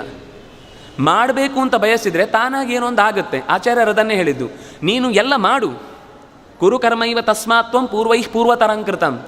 ನೀನು ನಾನಾ ಜನಶ ಶುಶ್ರೂಷಾ ಕರ್ಮಾಖ್ಯ ಕರವನ್ಮಿತೆ. ಕರ ಅಂದರೆ ಟ್ಯಾಕ್ಸ್. ನೀನು ಮಾಡುವ ಕರ್ಮ ಇದೆಯಲ್ವಾ, ಸರಿಯಾದ ಚಟುವಟಿಕೆ ಏನಿದೆ, ಸಮಾಜದ ಸ್ಪಂದನೆ ಏನು ಮಾಡ್ತಿ, ಅದೇ ದೇವರಿಗೆ ಕೊಡುವ ಟ್ಯಾಕ್ಸು ಅಂತ. ಇಷ್ಟು ಸಮಾಜಮುಖಿಯಾದ ಮಾತು ಇನ್ಯಾವ ಆಚಾರ್ಯರು ಹೇಳಿದ್ದಾರೆ ತೋರಿಸಿ. ಇದನ್ನು ನಮ್ಮ ಪ್ರಧಾನಿಯವರು 700ನೇ ಶತಮಾನದ ಕಾರ್ಯಕ್ರಮದಲ್ಲಿ ಉಡುಪಿಗೆ ನೇರ ಬರಲಿಕ್ಕಾಗಲಿಲ್ಲ ಅನ್ನೋದಕ್ಕೋಸ್ಕರ ವಿಡಿಯೋ ಕಾನ್ಫರೆನ್ಸಲ್ಲಿ ಮಾತಾಡಿದರು. ಆಗ ಅವರು ಮಧ್ವಾಚಾರ್ಯರ ಒಳ್ಳೆಯ ಮಾತು ಅಂತ ಹೇಳಿದ್ದು ಇದೇ ಮಾತನ್ನು, ನನಗೆ ತುಂಬ ಇಷ್ಟವಾದ ಮಾತು ಅಂತ. ಅಂದರೆ ನೋಡಿ, ಆ ಮನುಷ್ಯರು ಕೂಡ ಎಷ್ಟು ಚೆನ್ನಾಗಿ ಆಚಾರ್ಯರ ಫಿಲಾಸಫಿಯಲ್ಲಿ ಮೂಲ ಮಾತೇನು ತಗೊಂಡಾಗ ಈ ಮಾತು ಹೇಳಿದರು ಅವರು. ಅಂದರೆ ಇಡೀ ಜಗತ್ತಿಗೆ ಪಾಠ ಮಾಡುವಂತಹ ಮಾತುಗಳನ್ನು ಆಚಾರ್ಯರು ಕೊಟ್ಟಿದ್ದಾರೆ. ನಾವು ಅದನ್ನೆಲ್ಲ ಅಡಿಗೆ ಹಾಕೊಂಡು ಕೂತ್ಕೊಂಡು ನಮ್ಮದೇ ನಿತ್ಯದ ಕಾರ್ಯಕ್ರಮ ದೊಡ್ಡ ಉತ್ಸವ ಅಂತ ಅನ್ನೋ ಹಾಗೆ ಭಾವಿಸ್ತಾ ಕೂತಿದ್ದೇವೆ ನಾವು. ಆಯಿತು, ಅದಾದ ಮೇಲೆ ಈ ಮಾತು ಬಂದಾಗ ಇನ್ನೊಂದು ಮಾತು ನೆನಪಾಯಿತು. ಆಚಾರ್ಯರ ಜೀವನ ಚರಿತ್ರೆಯಲ್ಲಿ ಬಂದ ಮಾತು. ಎಲ್ಲರೂ ದೇವರ ಮಕ್ಕಳು ಅನ್ನೋದಕ್ಕೋಸ್ಕರ ಅವರು ಉತ್ತರ ಭಾರತದ ಯಾತ್ರೆ ಮಾಡುವಾಗ ಗಂಗಾ ನದಿಯನ್ನು ದಾಟುವ ಪ್ರಸಂಗ ಬಂತು. ಅವರ ಶಿಷ್ಯರ ಜೊತೆಗೆ ದಾಟಬೇಕಾಗಿತ್ತು. ದಾಟುವಾಗ ತುಂಬ ವೇಗ ಇತ್ತು. ಆಚಾರ್ಯರು ಹೇಳಿದರು, ನನ್ನನ್ನು ಹಿಡೀರಿ. ಗುರುಗಳನ್ನು ಹಿಡಿದ್ರೆ ನೀವು ಗ್ಯಾರಂಟಿ ಎಲ್ಲಿಗೆ ಹೋಗಬೇಕು ಅಲ್ಲಿಗೆ ಮುಟ್ಟಿಸ್ತಾರೆ, ಏನು ಯೋಚನೆ ಮಾಡಬೇಡಿ. ಆ ಶಿಷ್ಯರು ಅಷ್ಟೇ ನಂಬಿದ್ರು ಗುರುಗಳನ್ನು. ನಂಬಿ ಆಚಾರ್ಯರ ಜೊತೆಗೆ ಹೊರಡುವಾಗ ಎದುರುಗಡೆ ಇದ್ದಂತಹ ಸೈನಿಕರು, ಅದೇನಾಗಿತ್ತು, ಅಲ್ಲಿ ಒಂದು ಗಡಿ ಥರ ಆಗಿಬಿಟ್ಟಿತ್ತು ಆ ಗಂಗಾ ನದಿ. ಈ ಕಡೆ ಪೂರ್ತಿ ಮುಸಲರ ನಾಡು, ಈ ಕಡೆ ಪೂರ್ತಿ ಹಿಂದೂ ರಾಜರ ಆಡಳಿತದಲ್ಲಿತ್ತು. ಇಲ್ಲಿಂದ ಆ ಕಡೆ ಹೋಗ್ಲಿಕ್ಕೆ ಸಾಧ್ಯವೇ ಇಲ್ಲ ಅಂತ ಎಷ್ಟೋ ಕಾಲ ಬದರಿಯ ಯಾತ್ರೆಯ ಕ್ರಮವೇ ನಿಂತು ಹೋಗಿತ್ತು. ಆಚಾರ್ಯರು ಬನ್ನಿ ಹೋಗೋಣ, ಎಲ್ಲರೂ ಹೇಳಿದರು, ಇಲ್ಲ ಅಲ್ಲಿ ಹೋಗಬೇಡಿ, ಹಾಗಾಗತ್ತೆ ಹೀಗಾಗತ್ತೆ. ಅಯ್ಯೋ, ನಾವು ಒಳ್ಳೆ ಕೆಲಸಕ್ಕೆ ಹೋಗುವಾಗ ಯಾರೂ ಏನು ತಡಿಲಿಕ್ಕೆ ಸಾಧ್ಯ ಇಲ್ಲ. ಅವರೆಲ್ಲ ಹೊಡಿತೇವೆ ಕಡಿತೇವೆ ಅಂತಂದರೆ ನಾವು ನಿಮಗೇನು ಮಾಡಲ್ಲ, ನಮ್ಮ ಕೈಲಿ ಬರೀ ದಂಡ ಬಿಟ್ಟರೆ ನಾವು ಆಯುಧ ಶಸ್ತ್ರ ಏನು ಹಿಡ್ಕೊಂಡಿಲ್ಲ, ಮೇಲೆ ಬರ್ತೇವೆ, ಅಲ್ಲಿ ತನಕ ಮಾತಾಡಿಸೋಣ ಅಂತ ಅವರು ವೀರರಂತೆ ಹೋರಾಟದ ಬೇಕಿಯಿಂದ ಆಚಾರ್ಯರ ಮೇಲೆ ಬಂದರೂ ಕೂಡ ಆಚಾರ್ಯರು ಧೈರ್ಯವಾಗಿ ಮೇಲೆ ನಡೆದರು. ಅವರು ಗೃಹಬಂಧನ ಮಾಡ್ಕೊಂಡು ಹೋಗಿ ಆ ರಾಜನ ಮುಂದೆ ನಿಲ್ಲಿಸಿದ, ಮುಸಲ ರಾಜನ ಮುಂದೆ ನಿಲ್ಲಿಸಿದರು. ಅದನ್ನು ಇತಿಹಾಸಕಾರರು ಜಲಾಲುದ್ದೀನ್ ಖಿಲ್ಜಿ ಅಂತ ಹೇಳ್ತಾರೆ. ಯೋಚನೆ ಅದರ ಇತಿಹಾಸದ ಅಧ್ಯಯನ ಇನ್ನಷ್ಟು ಆಗಬೇಕು. ಆದರೆ ಒಟ್ಟು ಮುಸಲ್ಮಾನ ರಾಜ ಇದ್ದದ್ದಂತೂ ನಾರಾಯಣ ಪಂಡಿತಾಚಾರ್ಯರು ಸ್ಪಷ್ಟ ಹೇಳಿದ್ದಾರೆ. ಅವನು ನಮ್ಮ ಸೈನಿಕರೆಲ್ಲ ನಿಮ್ಮ ಶಾಸ್ತ್ರದಲ್ಲಿ ಹೇಳುವ ಯಮಕಿಂಕರರಂತೆ ಇದ್ದರು, ಅವ್ರನ್ನ ನೋಡಿದರೆ ಹೆದರಿಕೆ ಆಗಲಿಲ್ವ ನಿಮಗೆ? ಯಾಕೆ ಇಲ್ಲಿ ಬಂದ್ರಿ? ನಿಮಗೆ ಸಾವಿನ ಬಗ್ಗೆ ಭಯವೇ ಇಲ್ವಾ? ಏನು ಅಂದ್ಕೊಂಡಿದ್ದೀರಿ? ನಮ್ಮ ಕ್ರೂರತೆ ಬಗ್ಗೆ ನಿಮಗೆ ಯಾರು ಏನು ಹೇಳಲೇ ಇಲ್ವಾ ಅಂತೆಲ್ಲ ತುಂಬ ಪ್ರಶ್ನೆ ಮಾಡ್ತಾನೆ. ಅದಕ್ಕೆ ಆಚಾರ್ಯ ಹೇಳ್ತಾರೆ, ನಾವು ಯಾಕೆ ಹೆದರಬೇಕು? ನಾವು ಸೋದರರು. ಅರೆ ಸೋದರರು ಹೇಗಾಗುತ್ತೆ? ನಿಮ್ಮನ್ನು ಯಾವ ದೇವರು ಸೃಷ್ಟಿ ಮಾಡಿದ್ನೋ ನನ್ನನ್ನು ಅದೇ ದೇವರು ಸೃಷ್ಟಿ ಮಾಡಿದ್ದಲ್ವಾ? ನೋಡಿ 13ನೇ ಶತಮಾನದಲ್ಲಿ ಹೇಳಿದ ಮಾತು, ಯೋಸೋ ದೇವ ವಿಶ್ವದೀಪ ಪ್ರದೀಪ್ತಃ.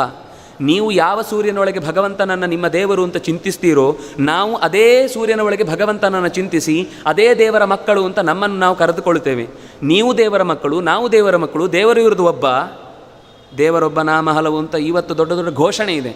ಆದರೆ ಈಶ್ವರ ಅಲ್ಲ ತೇರೋ ನಾಮ ಅಂತ ಮೊದಲು ಹೇಳಿದವರು ಆಚಾರ್ಯರು. ನಾವು ಭಾಯಿ ಯಾಕೆ ಜಗಳ ಆಡಬೇಕು ಅಂತ ಮೊದಲು ಸಾಮರಸ್ಯದ ಬೀಜವನ್ನು ಬಿತ್ತಿದ್ದ ಆಚಾರ್ಯರು. ಹಾಗೆ ಹೇಳಿದ ತಕ್ಷಣ ಅವನಿಗೆ ಗಾಬರಿ ಆಗೋಯ್ತು. ಒಬ್ಬ ಹಿಂದೂ ಸನ್ಯಾಸಿಯ ಬಾಯಿಯಲ್ಲಿ ಇಂಥ ಒಂದು ಮಾತಾ?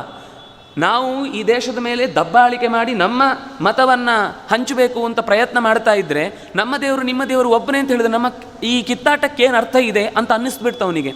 ಅವನು ಜಹಗೀರು ಕೊಟ್ಟು ನೀವು ಇಲ್ಲೇ ಇದ್ದು ಬಿಡಿ ಅಂತ ಹೇಳುವಷ್ಟು ಅವನ ಮಾತು ಬೆಳೆಯಿತು.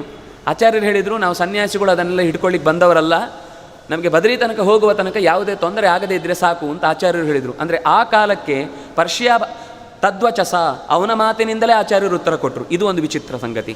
ನಾವು ಯಾರ್ಯಾರ ಹತ್ರ ಹೇಗೆ ಮಾತಾಡಬೇಕು ಅನ್ನೋದನ್ನು ಆಚಾರ್ಯರು ಕಲಿಸಿದರು. ಅವನ ಪರ್ಷಿಯಾ ಭಾಷೆಯಲ್ಲೇ ಆಚಾರ್ಯರು ಉತ್ತರ ಕೊಟ್ಟು ಅವನಿಗೆ ಕನ್ವಿನ್ಸ್ ಮಾಡಿಸಿದರು.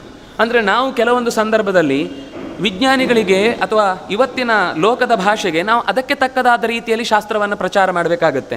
ಆಚಾರ್ಯರ ಹೊತ್ತು ಅವನ ಭಾಷೆಯಲ್ಲಿ ಅವನಿಗೆ ಹೇಳಬೇಕಾದ ಸಂಗತಿಯನ್ನು ಹೇಳಿದ ಮೇಲೆ ಅವನು ತುಂಬ ಸಂತೋಷಪಟ್ಟ. ಇದನ್ನು ಆಚಾರ್ಯರ ಜೀವನ ಚರಿತ್ರೆಯಿಂದ ನಾವು ತಿಳ್ಕೊಳ್ಳಿಕ್ಕೆ ಬರುವಂತಹ ಸಂಗತಿ. ಅಂದರೆ ಜಗತ್ತಿನಲ್ಲಿ ಎಲ್ಲರೂ ಒಂದೇ ದೇವರ ಮಕ್ಕಳು, ನೂರಾರು ದೇವರಿರ್ಲಿಕ್ಕೆ ಸಾಧ್ಯವೇ ಇಲ್ಲ. ವಿಷ್ಣು ಅಂದರೆ ಅರ್ಥ ಏನು? ಎಲ್ಲದರೊಳಗೆ ಪ್ರವೇಶಿಸಿದ ಸರ್ವಸಮರ್ಥ ಅಂತ. ಅಲ್ಲಾಹ್ ಅಂದದ್ದು ಅದೇ ಅರ್ಥ. ಅಲ್ಲಾ, ಅಕ್ಕ, ಅತ್ತ, ಅಮ್ಮ, ಇದಿಷ್ಟು ಸಂಸ್ಕೃತದಲ್ಲಿ ದೇವರಿಗೆ ಹೇಳುವ ಹೆಸರುಗಳು. ಇಷ್ಟು ಸರ್ವಸಮರ್ಥ ಅನ್ನುವ ಅರ್ಥದಲ್ಲೇ ಇರುವ ಪದಗಳು. ಅದಕ್ಕೆ ನಾವು ದೇವರು ಕಾಣಲಿಲ್ಲ ಅನ್ನೋದಕ್ಕೋಸ್ಕರ ಅಮ್ಮ ಅಂತ ನಮ್ಮ ಅಮ್ಮನನ್ನು ನಾವು ಪ್ರೀತಿಸ್ತೇವೆ. ಈಗ ಎಲ್ಲೋ ಝೂಗೆ ಹೋಗ್ತಾ ಇರ್ತಾಳೆ ತಾಯಿ, ಮಗು ತಾಯಿ ಜೊತೆಗೆ ಹೋಗ್ತಾ ಎಲ್ಲ ಪ್ರಾಣಿಗಳನ್ನು ನೋಡ್ತಾ ಇರುತ್ತೆ. ಏನಾಗುತ್ತೆ, ತಕ್ಷಣದಲ್ಲಿ ಅಲ್ಲಿ ಒಂದು ಯಾವುದೋ ಹುಲಿ ತಪ್ಪಿಸ್ಕೊಂಡ್ಬಿಡುತ್ತೆ. ತಪ್ಪಿಸಿಕೊಂಡು ಬಿಟ್ಟು ಅದು ಹುಲಿ ಬರ್ತಾ ಇದ್ದರೆ ತಾಯಿ ಹೆದರ್ತಾ ಇರ್ತಾಳೆ. ಆದರೆ ಮಗುವಿಗೆ ಸರ್ವಸಮರ್ಥ ತನ್ನ ತಾಯಿ, ನನ್ನಮ್ಮ ಇದ್ದಾಳೆ, ನನಗೇನೂ ಆಗಲ್ಲ ಅಂತ ಆ ಅಮ್ಮನನ್ನು ಔಚಿ ಹಿಡ್ಕೊಂಡು ಅಮ್ಮನ ಬಗ್ಗೆ ಎಷ್ಟು ನಂಬಿಕೆಯಿಂದ ವ್ಯಕ್ತಪಡಿಸುತ್ತೆ ಅಂದರೆ ಅಮ್ಮನನ್ನು ರಕ್ಷಿಸಿಯೇ ರಕ್ಷಿಸ್ತಾಳೆ ಅನ್ನೋ ಪ್ರೀತಿ ತೋರಿಸುತ್ತೆ. ಅಂದರೆ ಬೇರೆ ಯಾರ ಹತ್ರ ಕೊಟ್ಟರು ಸಮಾಧಾನಕ್ಕೆ ಬೀಳದ ಮಗು ಅಮ್ಮನ ತೊಡೆ ಸೇರಿದ ತಕ್ಷಣ ಎಲ್ಲ ಅಳು ಮರೆತು ಹೋಗಿಬಿಡುತ್ತೆ. ದೇವರನ್ನು ನಾವು ಹಾಗೆ ರೆಚ್ಚೆ ಹಿಡಿಬೇಕು. ನಾವು ಹಾಗೆ ರೆಚ್ಚೆ ಹಿಡಿಯುವುದೇ ಇಲ್ಲ, ಅದರಿಂದಾಗಿ ದೇವರು ಹಾಗೆ ಬರುವುದೇ ಇಲ್ಲ. ಯಾರ್ಯಾರೋ ಏನೇನೋ ಕೊಡ್ತಾರೆ, ಮಗು ಅಳ್ತಾ ಇದೆ ಅಂತ, ಏನು ಕೊಟ್ಟರು ಮಗು ಸಮಾಧಾನಕ್ಕಾಗೋದಿಲ್ಲ. ಕೊನೆಗೆ ಅಮ್ಮ ಬಂದು ಎತ್ತಿಕೊಂಡ ತಕ್ಷಣ ಎಲ್ಲ ಅಳು ನಿಂತು ಹೋಗುತ್ತೆ. ನಮಗೆ ದೇವರು ಕೂಡ ನಾವು ಏನೇನೋ ಕೆಲಸ ಮಾಡುವಾಗ ಒಳ್ಳೊಳ್ಳೆ ಅಲ್ಲಲ್ಲೇ ಸಿದ್ಧಿ ಬಂದುಬಿಡುತ್ತೆ, ಸಂಪತ್ತು ಬಂದುಬಿಡುತ್ತೆ. ಯಾರೋ ನಮ್ಮ ಮಾತಿಗೆ ಮರುಳಾಗಿ ಜೈ ಜೈ ಉದೋ ಉದೋ ಅಂತ ಹೇಳುವ ಒಂದಿಷ್ಟು ಭಕ್ತರು ಸೇರ್ಕೊಂಡ್ಬಿಡ್ತಾರೆ. ನಾವು ದೇವರನ್ನು ಮರ್ತು ಬಿಡ್ತೀವಿ. ಅದು ಸಿಕ್ಕಿದಾಗಲೂ ನಾವು ನಿಲ್ಲದೆ ಅವ್ರು ಒಳ್ಳೆ ಆಟ ಸಾಮಾನು ಕೊಡ್ಬೋದು, ಒಳ್ಳೆಯ ಏನೋ ತಿನ್ನುವ ಪದಾರ್ಥ ಕೊಡ್ಬೋದು, ಏನು ಕೊಟ್ಟರು ಮಗು ಬೇಡ ಹೇಳುತ್ತೆ. ಅಮ್ಮ ಬರುವ ತನಕ ಆ ಹಠ ಹಿಡಿಯುತ್ತೆ. ನಾವು ಕೂಡ ಅಮ್ಮ ಅಂದರೆ ನಮಗೆ ಭಗವಂತ ಸರ್ವಸಮರ್ಥ, ಭಗವಂತ ಬರುವ ತನಕ ನಾವು ಹಠ ಹಿಡಿದ್ರೆ ದೇವರು ಬಂದೇ ಬರ್ತಾನೆ. ಅದಕ್ಕೆ ಅಮ್ಮ ಅಂತ ಶಬ್ದ ಕೊಟ್ಟರು. ಆಯಿತು, ಅಮ್ಮ ಇಲ್ಲದೇ ಇರುವ ಸಂದರ್ಭದಲ್ಲಿ ಮನೆಯಲ್ಲಿ, ಈಗ ಆ ಸಂದರ್ಭಗಳು ಬಹಳ ಕಷ್ಟ. ಸಾಮಾನ್ಯ ದೊಡ್ಡ ಹೆಣ್ಣು ಮಕ್ಕಳು ಮನೆಯಲ್ಲಿ ಉಳಿದ ಮಕ್ಕಳನ್ನು ನೋಡ್ಕೊಳ್ತಾಳೆ. ಅಂದರೆ ತಾಯಿ ಇಲ್ಲದ ಸ್ಥಾನವನ್ನು ತುಂಬೋಳು ಆ ಮನೆಯಲ್ಲಿ ಅಕ್ಕ, ಅದು ಭಗವಂತ ಅಂತಲೇ ಅರ್ಥ ಅದಕ್ಕೂ ಕೂಡ. ಅಂದರೆ ತಾಯಿಯ ಸ್ಥಾನವನ್ನು ತುಂಬುವ ಶಕ್ತಿ ಇರುವುದು ಅಕ್ಕನಿಗೆ. ಎಷ್ಟೋ ಮನೆಯಲ್ಲಿ ದೊಡ್ಡ ಹೆಣ್ಣುಮಗಳು ಮನೆ ಎಲ್ಲ ಸಣ್ಣ ಮಕ್ಕಳನ್ನು ನೋಡ್ಕೊಳ್ಳೋದನ್ನು ನಾವು ನೋಡ್ತೇವೆ. ಆ ಅಕ್ಕನಿಗೆ ಈ ಮನೆಯಿಂದ ಹೊರಗೆ ಹೋದ ಮೇಲೆ ಮತ್ತೆ ಯಾರು ಆ ತಾಯಿಯ ಸ್ಥಾನ ತುಂಬುವವರು, ದೇವರ ಸ್ಥಾನವನ್ನು ತುಂಬುವವರು ಅಂದರೆ ಅತ್ತ, ಅದು ಅಕ್ಕ, ಸಾರಿ ಅತ್ತೆ ಅಂತ ನಾವು ಇವತ್ತು ಕರಿತೇವಲ್ವ. ಆ ಅತ್ತೆಯ ಸ್ಥಾನ ಅನ್ನೋದು, ಅತ್ತ ಅಂದರೆ ಅತ್ತ ಚರಾಚರ ಗ್ರಹಣಾತ್ ಅಂತ ಸೂತ್ರವೂ ಇದೆ. ಅತ್ತ ಅಂದರೆ ಎಲ್ಲ ತಿನ್ನುವನು ಅಂತ ಒಂದು ಅರ್ಥ ಇದೆ. ಅತ್ತ ಅಂದರೆ ಇನ್ನೊಂದು ಅರ್ಥ, ಮುಖ್ಯವಾಗಿ ಚೆನ್ನಾಗಿ ಪಾಲಿಸಿ ರಕ್ಷಿಸುವವನು, ಪೋಷಿಸುವವನು, ಬೇಕಾದ್ದನ್ನೆಲ್ಲ ಸರ್ವಸಮರ್ಥನಾಗಿ ರಕ್ಷಣೆ ಮಾಡುವವನು ಅಂತ ಅರ್ಥ. ಅಂದರೆ ಅಲ್ಲ ಅನ್ನೋದು ಅದೇ ಅರ್ಥ. ಅಸ್ಮಾತ್ ಸರ್ವಂ ಲೀಯತೆ, ಎಲ್ಲವೂ ಇಲ್ಲಿ ಹೋಗಿ ಸೇರುತ್ತೆ, ಎಲ್ಲವೂ ಇಲ್ಲಿಂದಲೇ ಹೊರಕ್ಕೆ ಬರುತ್ತೆ, ಎಲ್ಲವೂ ಇದರಿಂದಾಗಿ ಲಯ ಹೊಂದುತ್ತೆ. ಸರ್ವಸಮರ್ಥ ಅಂತಲೇ ಅರ್ಥ ಮತ್ತೆ. ಅದರಿಂದಾಗಿ ಈ 4 ಶಬ್ದಗಳಲ್ಲಿ ಒಂದು ಶಬ್ದ ಅವರು ಇಟ್ಕೊಂಡ್ರು, ಉಳಿದದ್ದನ್ನು ನಾವು ಹಾಗೆ ಇಟ್ಕೊಂಡಿದ್ದೀವಿ. ವಸ್ತುತಃ ಆಚಾರ್ಯರು ಹೇಳಿದ್ದು ಜಗತ್ತಿನಲ್ಲಿ ಒಬ್ಬನೇ ದೇವರು, 100 ದೇವರಿಲ್ಲ, ತಲೆಗೊಂದು ಪಂಗಡಕ್ಕೊಂದು ದೇವರು ಅಂತ ಇಲ್ಲವೇ ಇಲ್ಲ. ಹಾಗಾದರೆ ಉಳಿದ ಶಬ್ದಗಳೆಲ್ಲ ಒಂದೇ ದೇವರಿಗಿರುವ ಬೇರೆ ಬೇರೆ ಹೆಸರಪ್ಪ. ಅದಕ್ಕೆ ವಿಷ್ಣು ಸಹಸ್ರನಾಮ ಚೆನ್ನಾಗಿ ಅಭ್ಯಾಸ ಮಾಡಿ ಅಂತ ಹೇಳಿದ್ರು. ಅದನ್ನು ಅಭ್ಯಾಸ ಮಾಡಿದರೆ ನಮಗೆ ದೇವರು ಒಬ್ಬನು ಅನ್ನುವ ಕಾನ್ಸೆಪ್ಟ್ ಬೇಗ ಅರ್ಥ ಆಗುತ್ತೆ. ದೇವತೆಗಳು ತುಂಬ ಜನ ಇದ್ದಾರೆ ಕುಟುಂಬದ ರೀತಿಯಲ್ಲಿ, ದೇವರು ಒಬ್ಬನೇ. ನಮ್ಮಲ್ಲಿ ಇದು ಒಂದು ಸಮಸ್ಯೆ, ಎಲ್ಲ ಒಂದೇ ಅಂತ ಇನ್ನೂ ಒಂದು ಚಿಂತನೆ ಬರುತ್ತೆ. ಆಚಾರ್ಯರು ಹೇಳಿದರೆ ಹಾಗಲ್ಲ, ಶಕ್ತಿ ಮೂಲತಃ ಒಂದೇ. ಅದಕ್ಕೆ ನೀವು ಶಿವ ಅಂತ ಕರೀರಿ, ದುರ್ಗಾ ಅಂತ ಕರೀರಿ, ಶಕ್ತಿ ಅಂತ ಕರೀರಿ, ಸ್ಕಂದ ಅಂತ ಕರೀರಿ, ಏನು ಕರೆದ್ರೂ ಮೂಲದಲ್ಲಿ ಶಕ್ತಿ ಒಂದೇ. ಆ ಹೆಸರನ್ನು ಪಡೆದ ಉಳಿದ ಸಬಾರ್ಡಿನೇಟ್ಗಳು ಬೇಕಾದಷ್ಟು ಜನ ಇದ್ದಾರೆ. ಅವರು ಭಗವಂತನ ಸೇವಕರಾಗಿ ಸತ್ರೈ ಲೋಕ್ಯ ಕುಟುಂಬ ಪಾಲನ ಪರಹ ಕುರಿಯಾತ್ ಹರಿಹಿ ಮಂಗಲಂ. ಹಾಗಾಗಿ ಭಗವಂತ ಒಬ್ಬ, ದೇವತೆಗಳು ಬಹಳ ಜನ ಇದ್ದಾರೆ, ಅವರೆಲ್ಲರೂ ನಮ್ಮ ಹಾಗೆಯೇ ಜೀವಗಳು. ಆದರೆ ನಮ್ಮಕ್ಕಿಂತ ಹೆಚ್ಚು ಉನ್ನತ ಸ್ಥಾನದಲ್ಲಿದ್ದು ಭಗವಂತನ ಸೇವೆಯನ್ನು ಮಾಡಿ ಅಪರೋಕ್ಷವನ್ನು ಪಡೆದು ಲೋಕದ ಸೇವೆಗೋಸ್ಕರ, ಲೋಕದ ಕೆಲಸವನ್ನು ಭಗವಂತನ ಸೇವೆಗೋಸ್ಕರ ನಿಂತು ಮಾಡುವಂತಹ ಅನಂತ ಜೀವರಾಶಿಗಳಲ್ಲಿ ಅವರು ದೊಡ್ಡ ಸ್ಥಾನದಲ್ಲಿದ್ದಾರಷ್ಟೇ. ಇದು ಆಚಾರ್ಯರು ಕೊಟ್ಟ ಕಲ್ಪನೆ. ಗುರುಗಳ ಅನುಗ್ರಹ ಇಲ್ಲದೆ ಇದ್ದರೆ ಏನೂ ದಕ್ಕುವುದಿಲ್ಲ ಅನ್ನೋದು ಆಚಾರ್ಯರು ತಂತ್ರಸಾರದಲ್ಲಿ ಬೇರೆ ಬೇರೆ ಗ್ರಂಥಗಳಲ್ಲಿ ಬಹಳ ಬಾರಿ ಹೇಳ್ತಾರೆ. ಶುಭಾಂಧ್ಯಾಯಂತಿ ಯೇ ಕಾಮಾನ್ ಗುರುದೇವ ಪ್ರಸಾದಜಾನ್ ಇತರಾನ್ ಆತ್ಮಪಾಪೋತ್ಥಾನ್ ತೇಷಾಂ ವಿದ್ಯಾ ಫಲಿಷ್ಯತಿ. ಗುರುಗಳಿಂದ ನಮಗೆ ವಿದ್ಯೆ ದಕ್ಕಿತು ಅಂತಂದರೆ ಪ್ರೀತಿಯಿಂದ, ಯದ್ದದ್ಯಾತ್ ಸುಪ್ರಸನ್ನಧೀಹಿಂದ ಪ್ರೀತಿಯಿಂದ ಅವನು ವಿದ್ಯೆ ಕೊಟ್ಟ ಅಂದರೆ ಆಮೇಲೆ ಅವನ ಬದುಕಿನಲ್ಲಿ ಯಾವತ್ತೂ ಯಾವ ಆಪತ್ತು ಅವನನ್ನು ಕಾಡುವುದಿಲ್ಲ ಅಂತ. ಅದು ಇಲ್ಲದೆ ನಾವು ಚೆನ್ನಾಗಿ ಓದಿದ್ದೇವೆ, ಆಗಿಯೂ ಗುರುಗಳಿಗೆ ನಾವು ಚೆನ್ನಾಗಿ ನಡ್ಕೊಳ್ಳಿಲ್ಲ, ಸೇವೆಯನ್ನು ಮಾಡಲಿಲ್ಲ, ಶುಶ್ರೂಷೆಯನ್ನು ಮಾಡಲಿಲ್ಲ, ಅವರಿಗೆ ವಿರುದ್ಧವಾಗಿ ನಡ್ಕೊಂಡ್ವಿ ಅಂತಾದರೆ ಎಷ್ಟೇ ಒಳ್ಳೆಯ ವಿದ್ಯೆ ಇದ್ದರೂ, ಪ್ರತಿಭೆ ಇದ್ದರೂ ಅದು ಫಲಿಸುವುದಿಲ್ಲ. ತೇಷಾಂ ವಿದ್ಯಾ ಫಲಿಷ್ಯತಿ ನೋಚೇತ್ ಭವಿಷ್ಯತಿ. ವಿದ್ಯೆ ಇದೆ ಅಂತ ಆಗುತ್ತೆ, ಸರ್ಟಿಫಿಕೇಟಲ್ಲಿರುತ್ತೆ, ಆದರೆ ಜೀವನದಲ್ಲಿ ಎಲ್ಲಿಯೂ ಸಮಯ ಪ್ರಜ್ಞೆಗೆ ಅನುಗುಣವಾಗಿ ಒಬ್ಬನ ಮುಂದೆ ಒಂದು ಒಳ್ಳೆಯ ರೀತಿಯಿಂದ ವಿಷಯವನ್ನು ಪ್ರಸ್ತುತಿಗೊಳಿಸುವಂತಹ ತಾಕತ್ತು ನಮಗೆ ಕಳೆದು ಹೋಗುತ್ತೆ. ಯಾರು ತನಗೆ ಬಂದ ವಿದ್ಯೆಯನ್ನು, ಅದರಲ್ಲಿ ಒಳ್ಳೆಯದೇನೇನಿದೆಯೋ ಅದೆಲ್ಲವೂ ಗುರುಗಳ ಅನುಗ್ರಹ, ಏನು ತಪ್ಪಾಯಿತೋ ಅದು ನನ್ನ ಅಧ್ಯಯನದ ದೋಷದಿಂದ ಬಂತು ಅಂತ ತಿಳ್ಕೊಳ್ತಾನೋ ಅವನಿಗೆ ವಿದ್ಯೆ ಫಲಿಸತ್ತೆ. ಇದು ಆಚಾರ್ಯರು ಕೊಟ್ಟ ಮಾತು. ಅಂದರೆ ಗುರುಗಳ ಸೇವೆ ಅಗತ್ಯ, ಜೊತೆಗೆ ಅದರ ನಿತ್ಯ ನಿರಂತರ ಚಿಂತನೆ ಇರಬೇಕು. ಗುರು ಅಂದರೆ ಕೇವಲ ಒಬ್ಬರಲ್ಲ. ನಮಗೆ ಬಾಲ್ಯದಿಂದ ತಾಯಿಯಿಂದ ಹಿಡಿದು ಇಲ್ಲಿಯ ತನಕ ಅಕ್ಷರ ಕಲಿಸುವುದರಿಂದ ಹಿಡಿದು ಶಾಸ್ತ್ರ ಕಲಿಸುವ ತನಕದ ಎಲ್ಲ ಮಾತುಗಳು ಕೂಡ ನಮಗೆ ಭಗವಂತನ ಅನುಗ್ರಹವನ್ನು ಪಡೀಲಿಕ್ಕೆ ಕಾರಣವಾದದ್ದು. ಆದ್ದರಿಂದಾಗಿ ಆ ಗುರುಗಳನ್ನು ಮರೆಯದೆ ನಾವು ನೆನೆಯಬೇಕು ಅಂತ ಆಚಾರ್ಯರು ಹೇಳ್ತಾರೆ.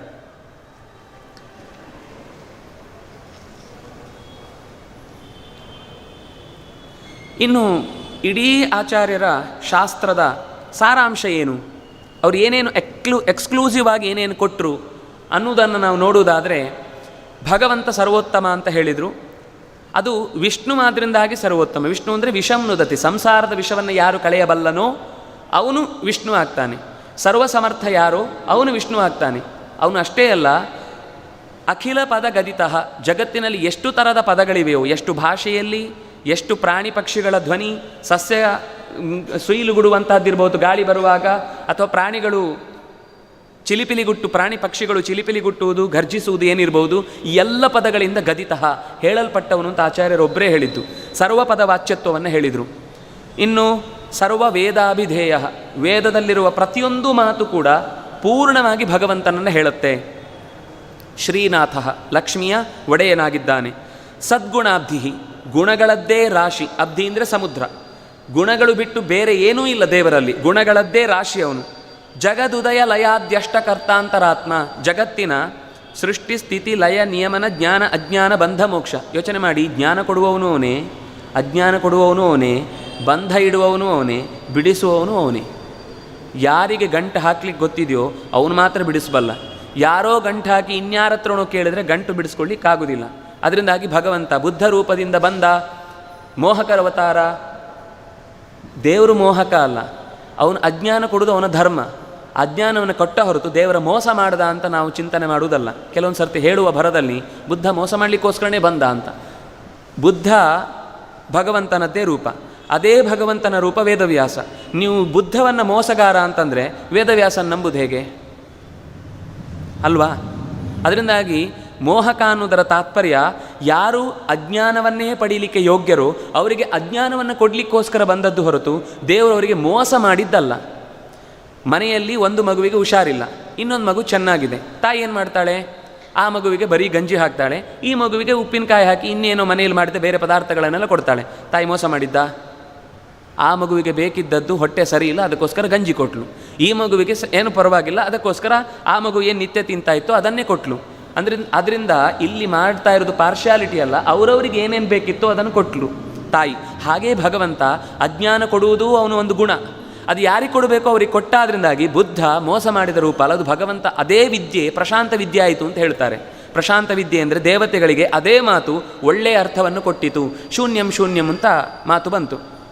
ಅವರೇನು ಅಂದ್ಕೊಂಡ್ರು? ಜಗತ್ತು ಶೂನ್ಯ, ಸೊನ್ನೆ, ಏನೂ ಇಲ್ಲ ಅಂತ ಅಂದ್ಕೊಂಡ್ರು. ಅದರದ್ದು ದೇವತೆಗಳಿಗಾಗುವಾಗ ಶಂ ಊನಂ. ಶಂ ಅಂದರೆ ಜ್ಞಾನ.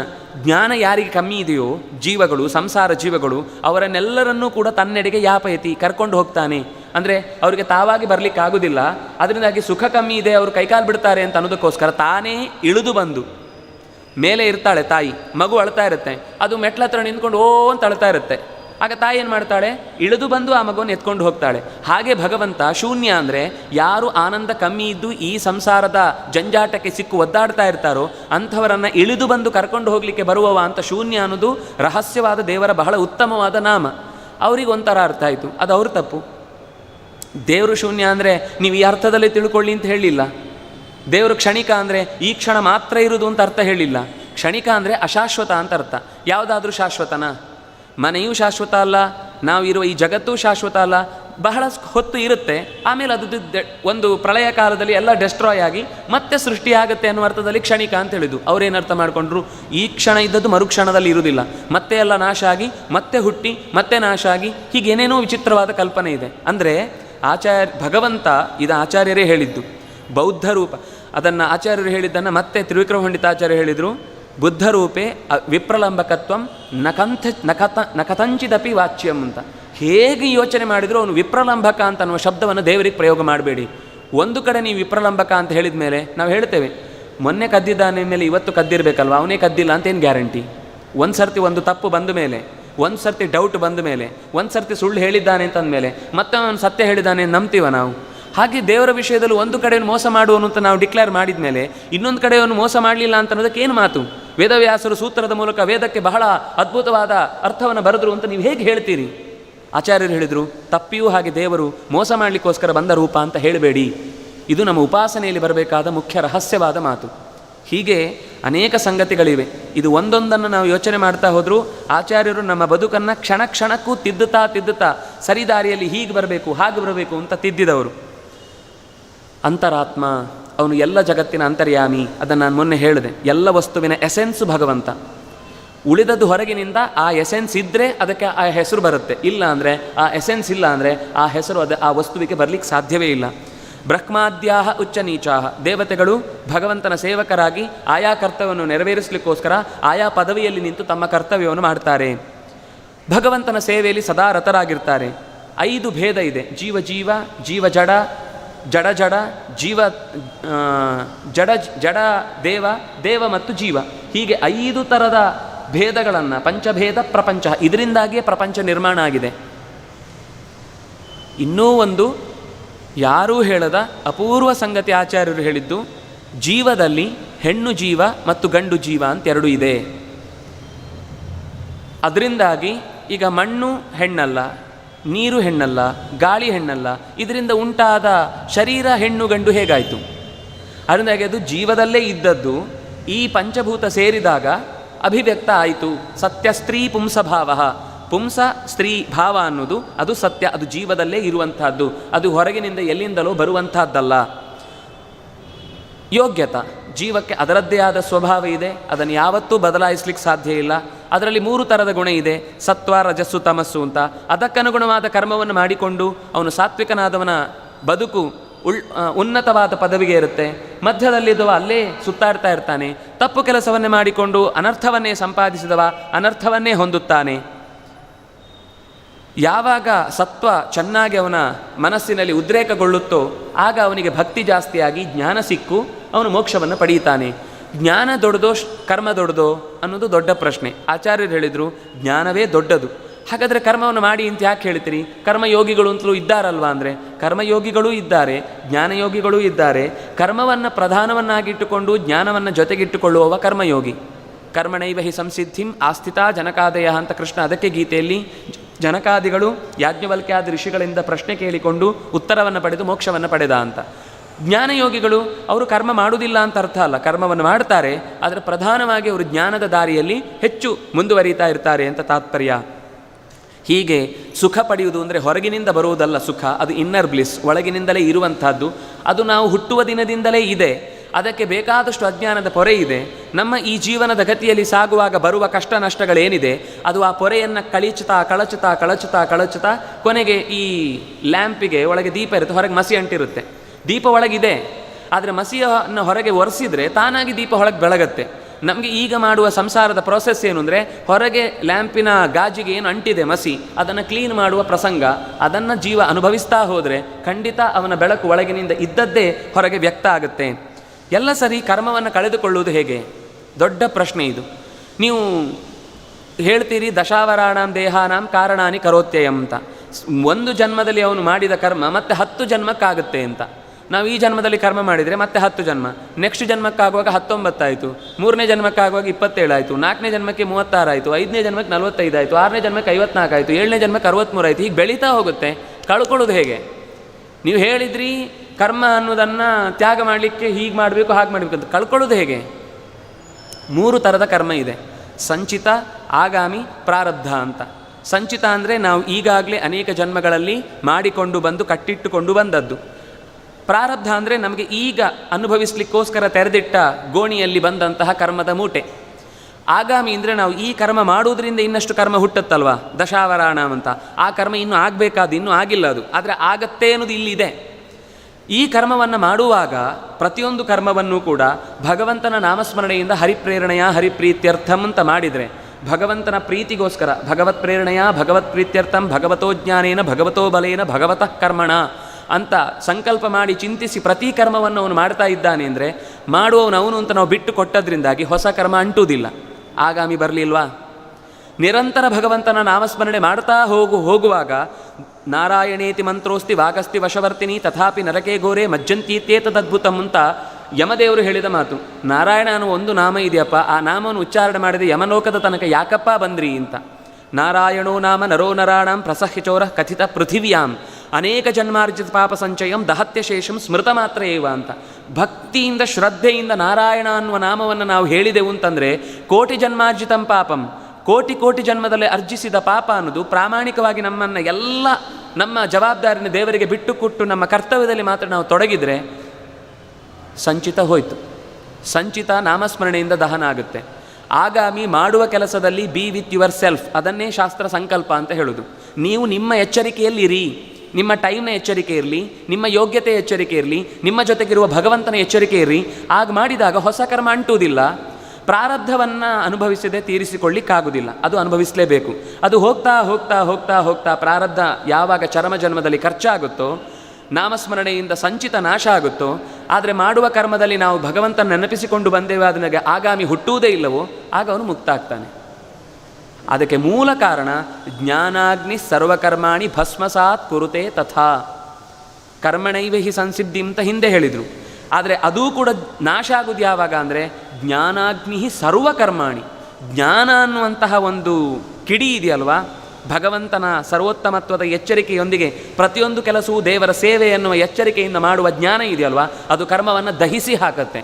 ಕೇವಲ ನಾಮಸ್ಮರಣೆಯಿಂದ ಅಲ್ಲ, ಭಗವಂತನ ಎಚ್ಚರಿಕೆಯಿಂದ ಕೂಡಿದ ಅವನ ಹಿರಿತನವನ್ನು ಅರ್ಥ ಮಾಡಿಕೊಳ್ಳುವುದರ ಮೂಲಕ ಕೃಷ್ಣ ಕೃಷ್ಣ ಕೃಷ್ಣ ಎಂದು 3 ಬಾರಿ ನೆರೆಯಬಾರದೆ ಅಂತ ನಾವು ಹೇಳುತ್ತೇವೆ.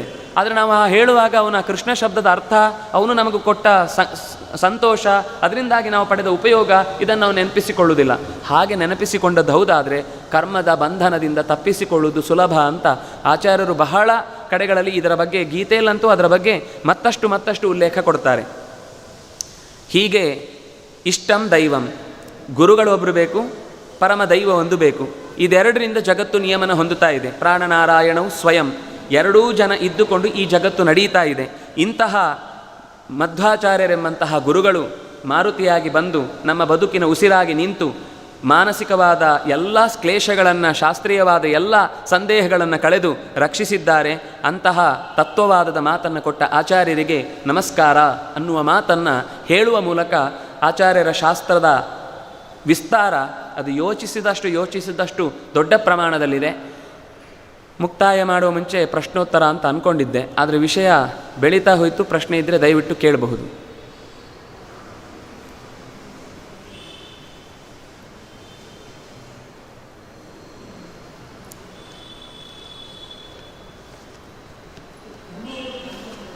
ಹಾಂ,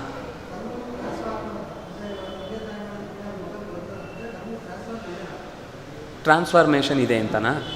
ಅದೇನು ಅಂದರೆ, ಅವನು ಮಾಡಿದ ಕರ್ಮ ಅದು ಅವನಿಗೇನೆ, ಆದರೆ ನಾನು ಮಾಡುವಾಗಲೇ ನನ್ನ ಮಗನಿಗೆ ಒಳ್ಳೆಯದಾಗಲಿ ಅಂತ ಅನ್ನುವ ಒಂದು ಭಾವ ಇದೆಯಲ್ವಾ, ಆ ಭಾವದ ಒಂದು ಕರ್ಮದ ಭಾಗ. ಅದನ್ನೇ ನಾವು ಅಜ್ಜಿ ಪುಣ್ಯ ಏನೇನೋ ಕೆಲವೊಮ್ಮೆ ಶಬ್ದ ಬಳಸ್ತೇವೆ, ಏನೋಪ್ಪ ಅಜ್ಜಿ ಪುಣ್ಯದಿಂದ ಬದುಕಿ ಬಂದೆ ಅಂತ. ಅಂದರೆ ನಮ್ಮ ಹಿರಿಯರು ನಮಗೆ ಒಳಿತಾಗಲಿ ಅಂತ ಅನ್ನುವ ಒಂದು ಏನೋ ಹರಕೆ ಹೊತ್ತುಕೊಂಡು ಮಾಡುವಂತಹ ಒಂದು ಪುಣ್ಯ ಇದೆಯಲ್ವಾ, ಅದು ಟ್ರಾನ್ಸ್ಫರೇಬಲ್ ಕರ್ಮ ಅಲ್ಲ. ಅದರಿಂದ ಒಳ್ಳೆಯದಾಗಬೇಕು ಅಂತ ಅನ್ನೋದೇನೋ ಒಂದು ಬಯಕೆ ಇರುತ್ತಲ್ವ, ಅದು ಹೋಗುತ್ತೆ. ಆದರೆ ನಾವು ಮಾಡಿದ ಕರ್ಮ ಅದು ನಮಗೇ ಸಂಬಂಧಪಟ್ಟದ್ದು, ಇನ್ನೊಬ್ಬನಿಗೆ ಟ್ರಾನ್ಸ್ಫರ್ ಆಗೋದೇ ಇಲ್ಲ. ಅದರಿಂದ ಒಳ್ಳೆಯದಾಗುವುದು ಅಂತನೋ ಏನು ಹಿತ ಆಗೋದು, ಅನುಗ್ರಹ ಆಗೋದು, ಹಾಗೆ ಗುರುಗಳು ಅನುಗ್ರಹಿಸ್ತಾರೆ. ಆದರೆ ಅವರ ಕರ್ಮ ಕೊಡೋದಲ್ಲ, ಅವರ ಕರ್ಮದಿಂದ ಬಂದ ಒಂದು ಒಳ್ಳೆಯ ಪುಣ್ಯ ಇದೆಯಲ್ವ, ಶಕ್ತಿ, ಅದನ್ನು ನಮಗೆ ಪಾಸ್ ಆನ್ ಮಾಡ್ತಾರೆ. ಕರ್ಮ ಯಾವತ್ತೂ ಬದಲಾಯಿಸ್ಲಿಕ್ಕಾಗೋದಿಲ್ಲ. ನಾನು ಯಾವುದೋ ಈಗ ನನಗೆ ಹಸಿವಾದಾಗ ನಾನೇ ಉಣ್ಣಬೇಕು ಹೊರತು ನನ್ನ ಕರ್ಮವನ್ನು ನೀವು ಉಂಡು ಪರಿಹರಿಸಿ ಅಂತ ಹೇಳಲಿಕ್ಕಾಗೋದಿಲ್ಲ.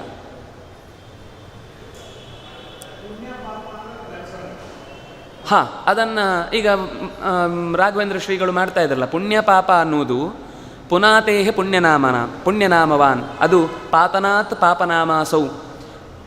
ಯಾವ ಪುಣ್ಯ ಪಾಪ ಅಂದರೆ ಇಷ್ಟೇ, ನಾವು ಒಳ್ಳೆಯ ಕೆಲಸ ಮಾಡುವಾಗ ನಮಗೆ ಮನಸ್ಸು ಅದರಲ್ಲಿ ತೊಡಗಲಿಕ್ಕೆ ಪೂರ್ತಿ ಸಹಕಾರ ಸಿಗ್ತಾ ಇದೆ ಅಂದರೆ ನಮ್ಮಲ್ಲಿ ಪುಣ್ಯ ಇದೆ ಅಂತ ಅರ್ಥ.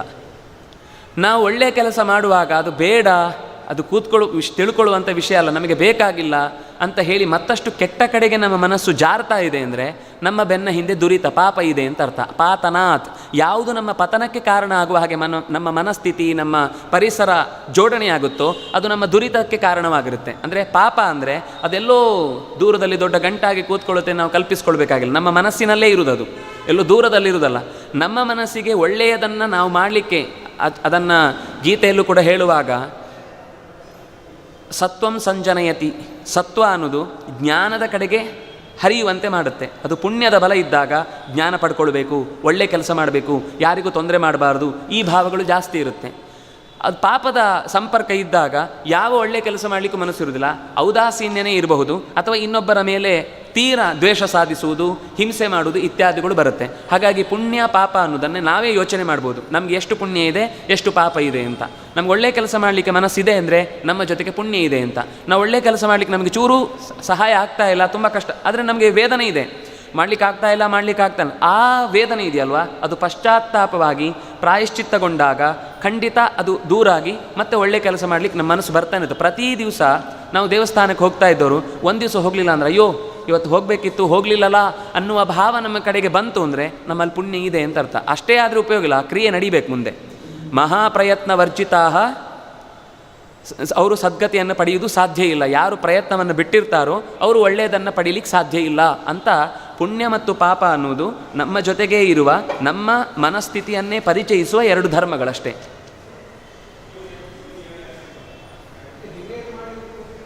ಅದನ್ನೇ ಈಗ ಹೇಳಿದೆ ನಾನು, ಅದು ಆಗುತ್ತೆ. ಅವನು ನಮ್ಮ ಉದ್ದೇಶವಾಗಿ, ಈಗ ಪುರೋಹಿತರು ನಮ್ಮ ಉದ್ದೇಶವಾಗಿ ಒಳ್ಳೆ ಕೆಲಸ ಮಾಡಿ ಕೊನೆಗೆ ತುಳಸಿ ದಳವನ್ನು ಕೊಟ್ಟು ನಾವು ಮಾಡಿದಂತಹ ಈ ಪುಣ್ಯ ಕೆಲಸದಿಂದ ಏನಾದರೂ ಯಜಮಾನಿಗೆ ದುರಿತ ಇದ್ದರೆ ಅದೆಲ್ಲ ಪರಿಹಾರ ಆಗಲಿ ಅಂತ ನಾವು ಯೋಚಿಸ್ತೇವಲ್ವ, ಅದು ಪುಣ್ಯ ರೂಪದಲ್ಲಿ ನಿಮಗೆ ಸಹಾಯ ಮಾಡುತ್ತೆ. ಕರ್ಮವನ್ನೇ ಸಹ ಟ್ರಾನ್ಸ್ಫರ್ ಮಾಡುವುದಲ್ಲ, ನಮ್ಮ ಉದ್ದೇಶವೇ ಹಾಗಿರುತ್ತೆ, ಅದರಿಂದಾಗಿ ಅದು ಫಲ ಕೊಡುತ್ತೆ. ನನಗೋಸ್ಕರ ನಾನು ಮಾಡಿಕೊಂಡ್ರೆ ಅದು ನಿಮಗೆ ನಾನು ಟ್ರಾನ್ಸ್ಫರ್ ಮಾಡಲಿಕ್ಕಾಗಲ್ಲ.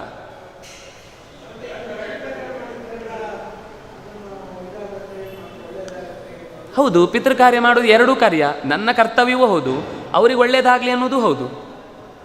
ಒಂದೇ ಕೆಲಸ ವ್ಯರ್ಥ ಕರೀಬಬುವ, ಎರಡು ಉದ್ದೇಶವಾಗಿ ಇರುತ್ತೆ, ಅದರಿಂದಾಗಿ ಎರಡು ಕೆಲಸ ಮಾಡುತ್ತದು. ಆಗುತ್ತೆ. ಈಗ ತಂದೆ ಮಕ್ಕಳು ತುಂಬ ಹಿಂಸೆ ಮಾಡಿದರು ಅನ್ನುವ ಕಾರಣಕ್ಕೋಸ್ಕರ ತಾನು ಆಕೆ ತಪ್ಪು ಕೆಲಸ ಮಾಡಬಾರ್ದು ಅಂತ ಅಂದ್ಕೊಂಡಿದ್ರು, ತಮ್ಮ ಹೆಂಡತಿಯೋ ಮಕ್ಕಳು ಅದೇ ಒಂದು ಕತೆ ಬರುತ್ತಲ್ವ, ಆ ಕತೆ ಪೂರ್ತಿ ಜಾನಪದ ಕಥೆ. ರತ್ನಾಕರ ಅಂತಿದ್ದ, ನಾರದರು ಎದುರು ಸಿಕ್ಕಿದ್ರು, ಅವನು ತಲೆ ಹೊಡಿತಾ ಇದ್ದ, ನಿನ್ನ ಪಾಪದಲ್ಲಿ ಅವ್ರಿಗೆ ಪಾಲಿದೆಯಾ ಅಂತ ಕೇಳು. ಅವ್ರು ಹೇಳಿದರು, ನೀವು ಮಾಡೋದು ನಿಮ್ಮ ಕೆಲಸಕ್ಕೋಸ್ಕರ, ಆದಮೇಲೆ ನಾವು ಯಾಕೆ ಅದರಲ್ಲಿ ಪಾಲು ತೊಗೊಳ್ಬೇಕು ಅಂತ ಅವ್ರು ನಿರಾಕರಿಸಿದಾಗ, ನೀನು ದುಡಿದಕ್ಕೆ ಹಾಕಬೇಕು, ನೀನು ತಲೆ ಹೊಡೆದು ಹಾಕ್ತೀನಿ ನಮಗೇನು ಗೊತ್ತು ಅಂತ ಹೀಗೆ ಹೇಳಿದಾಗ, ಕೊನೆಗೆ ಅವನೇನೋ ಬಂದು ನಾರದರ ಹತ್ರ ನಾನು ಸನ್ಯಾಸಿ ಆಗ್ತೇನೆ ಅಂತ ಅವನಲ್ಲಿ ಮರ ತೋರಿಸಿದ, ಕೊನೆಗೇನೋ ಸನ್ಯಾಸಿ ಆದ, ವಾಲ್ಮೀಕಿ ಆದ. ಆ ಕಥೆ ಇಲ್ಲ. ಆದರೆ ಆ ಕಥೆಯಲ್ಲಿರೋ ಒಂದು ವಿಷಯ ಏನು ಅಂತಂದರೆ, ನಾವು ಯಾರದ್ದಾದರೂ ಒಂದು ಉದ್ದೇಶವಾಗಿ ಅವರ ಪೀಡೆಗೊಳಗಾಗಿ ನಾವು ಆ ತಪ್ಪು ಕೆಲಸ ಮಾಡಿದ್ದು ಹೌದಾದರೆ ಆ ಒಂದು ಪಾಲು ಅವನಿಗೂ ಇದೆ. ಈಗ ಗೀತೆಯಲ್ಲಿ ಮೊದಲಿಗೆ ಹೇಳುವುದೇನು? ಅರ್ಜುನನಿಗೆ ಭಗವಂತನನ್ನು ಅಂದರೆ ಅಧರ್ಮವನ್ನು ಮಾಡುವವನನ್ನು ಮಾತ್ರ ಶಿಕ್ಷಿಸುವುದಲ್ಲ, ಸೂಚಕಸ್ಯಾಪಿ ತದ್ಭವೇತ್ ಅಂತ. ಅದನ್ನು ಯಾರು ಸಪೋರ್ಟ್ ಮಾಡ್ತಾರೋ ಅವರೂ ಶಿಕ್ಷಾರ್ಹರು ಅಂತ.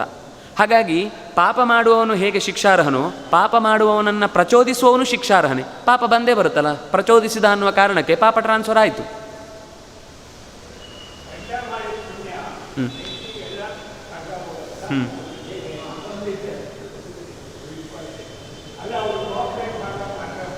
ಹಾಂ,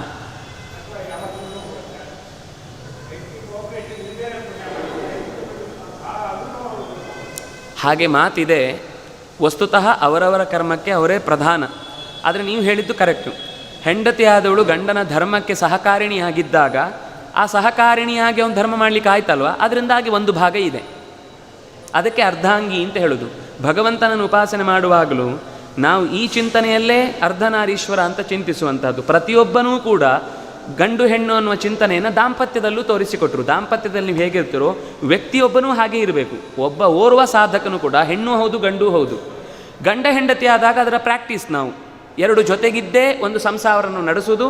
ಹಾಗೆ ನಾನೊಬ್ಬನೇ ನನ್ನ ಅಧ್ಯಾತ್ಮದ ದಾರಿಯನ್ನು ತೊಳೆಯುವಾಗಲೂ ದೇವರ ಎದುರುಗಡೆ ನಾನು ಹೆಣ್ಣು, ಆದರೆ ಸಾಮರ್ಥ್ಯದ ಮೂಲಕ ಕರ್ಮವನ್ನು ಮಾಡುವಾಗ ನಾನು ಗಂಡು.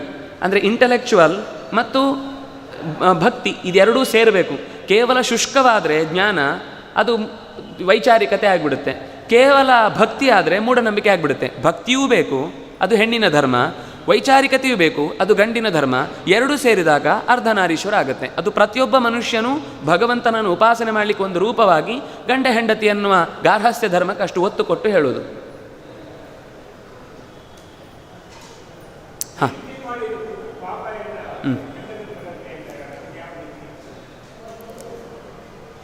ನನಗೆ ಗೊತ್ತಿಲ್ಲ.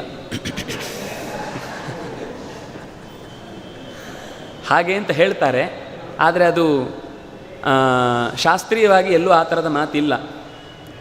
ಒಂದೇನು ಅಂದರೆ ಹೀಗಿರಬಹುದು, ಅವಳನ್ನು ಗಂಡ ರಕ್ಷಣೆ ಮಾಡಬೇಕು, ರಕ್ಷಣೆ ಮಾಡಿ ಸಂಸ್ಕಾರವನ್ನು ಕೊಡಬೇಕು.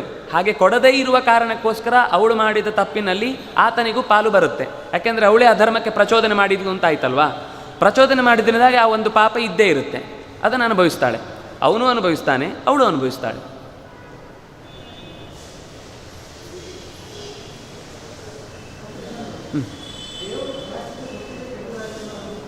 ಪ್ರಾಯಶ್ಚಿತ್ತ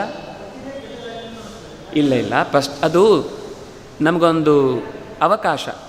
ತಪ್ಪು ಮಾಡಿದ ಮೇಲೆ ಡಿಪ್ರೆಷನಿಗೆ ಹೋಗಬಾರ್ದು. ಯಾರೇ ಒಬ್ಬ ವ್ಯಕ್ತಿಯನ್ನು ಕೂಡ ಒಂದೇ ಸರ್ತಿಗೆ ನೀನು ಅನ್ಯಾಯ ಮಾಡಿದರೆ ಆಯಿತು, ನೀನು ನಾಳೆ ನರಕಕ್ಕೆ ಹೋಗಿ ಬಂದು ಮತ್ತೆ ಜನ್ಮ ಎತ್ತಿ ಮತ್ತೆ ಆ ಹಿಂದೆ ಮಾಡಿದ ನೋವನ್ನು ಅನುಭವಿಸಿ ಇನ್ನೊಮ್ಮೆ ಈ ತಪ್ಪು ಮಾಡಬಾರ್ದು ಅಂತ ಚಿತ್ತ ಶೋಧ ಅಂತ ಆಚಾರ್ಯರು ಇದಕ್ಕೆ ಚಂದ ಅರ್ಥ ಹೇಳ್ತಾರೆ ಭಾಗವತ ತಾತ್ಪರ್ಯದಲ್ಲಿ. ಪೂರ್ಣ ಪ್ರಮಾಣದ ಚಿತ್ತ ಶೋಧ ಆಗುವ ಹಾಗೆ ಅವನು ನೊಂದುಕೊಳ್ತಾನಲ್ವ, ಅದೇ ಪ್ರಾಯಶ್ಚಿತ್ತ. ಪಶ್ಚಾತ್ ತಪತಿ, ಪಶ್ಚಾತ್ ಅಂದರೆ ತಪ್ಪಾದ ಮೇಲೆ ತಾಪಗೊಳ್ತಾನಲ್ವ, ಅದೇ ಪ್ರಾಯಶ್ಚಿತ್ತ. ಆ ಪ್ರಾಯಶ್ಚಿತ್ತಂತು ತಸ್ಯೋಕ್ತಂ ಹರಿಸಂಸ್ಮರಣಂ ಪರಂ. ಒಂದು ತಪ್ಪು ಮಾಡಿದೆವು ಅಂತಂದರೆ ಭಗವಂತನ ನೆನಪಿಸಿಕೊಂಡು ಇನ್ನು ಮುಂದೆ ನನ್ನ ಕೈಯಿಂದ ಈ ತಪ್ಪು ಮಾಡಿಸಬೇಡಪ್ಪ ಅಂತ ದುಷ್ಕೃತಿಯನ್ನು ದೇವರಿಗೆ ಒಪ್ಪಿಸುವುದು ಅಂತುಂಟಲ್ವ, ಅದು ಪ್ರಾಯಶ್ಚಿತ್ತ ಅಂತ ಅರ್ಥ. ಆ ಪ್ರಾಯಶ್ಚಿತ್ತ ಕೊಟ್ಟದ್ರಿಂದಾಗಿ ನಾವು ಒಂದು ಸರ್ತಿ ತಪ್ಪು ಮಾಡಿಯೂ ಇನ್ನು ಹಾಗಾದರೆ ನನಗೆ ಉದ್ಧಾರ ಇಲ್ಲ, ಈ ವಿದೇಶದಲ್ಲೆಲ್ಲ ಪುನರ್ಜನ್ಮ ಇಲ್ಲ ಅಂತ ಹೇಳಿದ್ರಿಂದ ಅವರು ಕೊನೆಗೆ ಡಿಪ್ರೆಷನ್ಗಳಿಗಾಗಿ ನಾವು ಮಾಡಿದ್ದೆಲ್ಲ ಇನ್ನು ಮುಂದೆ ಜನ್ಮ ಇಲ್ಲ, ಈಗ ನಾವು ಒಳ್ಳೆ ಕೆಲಸ ಮಾಡಲಿಲ್ಲ ಅಂತ ಹೇಳಿ ಆತ್ಮಹತ್ಯೆ ಮಾಡಿಕೊಂಡದ್ದೇ ಇದೆ ಎಷ್ಟೋ ಪ್ರಸಂಗ.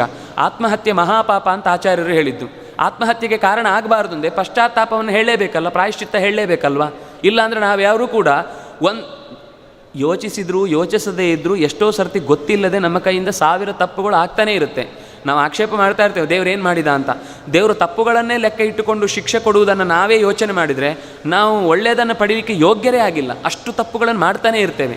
ಹಾಗಿದ್ದರೂ ನಮ್ಮ ಯಾವುದೋ ಕೆಲವು ಕೆಟ್ಟ ದೊಡ್ಡ ತಪ್ಪುಗಳಿಗೆ ಮಾತ್ರ ಶಿಕ್ಷೆ, ಸಣ್ಣ ಸಣ್ಣ ತಪ್ಪುಗಳನ್ನಲ್ಲೇ ಮಾಫಿ ಮಾಡ್ತಾನೆ. ಅದರಿಂದಾಗಿ ನಾವು ಡಿಪ್ರೆಷನ್ಗೆ ಹೋಗದೆ ಮತ್ತಷ್ಟು ಅವಕಾಶವನ್ನು ಕೊಟ್ಟು ನೀನು ಮುಂದೆ ಬರಲಿಕ್ಕೆ ಇನ್ನೂ ಶಾಸ್ತ್ರದಲ್ಲಿ ದಾರಿ ಇದೆ, ಹೆದರಬೇಡ ಅಂತ ಅದು ಸಮಾಧಾನ ಮಾಡುವ. ಯಾಕೆಂದರೆ ಸತ್ವರಜಸ್ಸು ತಮಸ್ಸು ಅನ್ನೋ ಗುಣಗಳ ಪ್ರಭಾವ, ಜೆನೆಟಿಕ್ ಫೋರ್ಸು, ಹೊರಗಿನ ಪ್ರಭಾವ, ದೇಹದಲ್ಲಿ ಲಿಂಗದೇಹ, ಇದೆಲ್ಲವನ್ನು ಸೇರಿ ಇನ್ನು ಪುಣ್ಯ ಪಾಪ ಕರ್ಮ ಇದೆಲ್ಲ ಸೇರಿದ ಮೇಲೆ ಅವನಿಂದ ದಾರಿ ತಪ್ಪುವ ಘಟನೆಗಳು ನಡೀತಾನೇ ಇರುತ್ತೆ.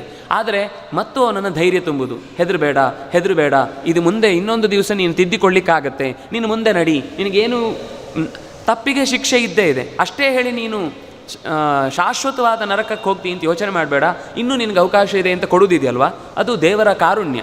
ಅದಕ್ಕೆ ಪ್ರಾಯಶ್ಚಿತ್ತ ಹೇಳುವುದು ಅದು ಕಾರುಣ್ಯದ ದೃಷ್ಟಿಯಿಂದ ಹೊರತು ತಪ್ಪು ಮಾಡಿದವರಿಗೆಲ್ಲ ಪರಿಹಾರ ಆಗುತ್ತೆ ಅಂತ ಕನ್ಫೆಷನ್ ಅಲ್ಲ ಅದು.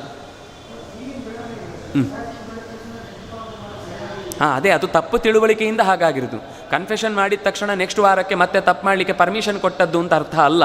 ಆ ಅರ್ಥ ಗೊತ್ತಿಲ್ಲದೆ ಇದ್ದಂದರೆ ಇವತ್ತು ಫಸ್ಟ್ ಏನಾದರೂ ತಪ್ಪು ಮಾಡೋದು, ಆಮೇಲೆ ದೇವಸ್ಥಾನಕ್ಕೆ ಹೋಗೊಂದು ಕಾಣಿಕೆ ಹಾಕಿದರೆ ಪಾಪ ಪರಿಹಾರ ಆಯಿತು, ನಾವಲ್ಲಿ ಲಂಚ ತೊಗೊಳ್ಳೋದು, ಇಲ್ಲಿ ದೇವಸ್ಥಾನಕ್ಕೆ ಒಂದು ಕಾಣಿಕೆ ಕೊಡೋದು, ಅದು ಆ ರೀತಿಯಾದ ಪ್ರಾಯಶ್ಚಿತ್ತ ಅನ್ನೋದು ಪ್ರಾಯಶ್ಚಿತ್ತವೇ ಅಲ್ಲ. ಪ್ರಾಮಾಣಿಕವಾಗಿ ಇನ್ನೊಮ್ಮೆ ನಾನು ಈ ತಪ್ಪು ಮಾಡಿಸ್ಬೇಡ ದೇವರೇ ನನ್ನ ಕೈಯಿಂದ ಅಂತ ದೇವರಿಗೆ ನಮ್ಮನ್ನು ನಾವು ಒಪ್ಪಿಸಿಕೊಳ್ತೇವಲ್ವ, ಅದು ಪ್ರಾಯಶ್ಚಿತ್ತ ಅಂತ ಅನಿಸಿಕೊಳ್ಳುತ್ತೆ. ಹಾಂ ಹಾಂ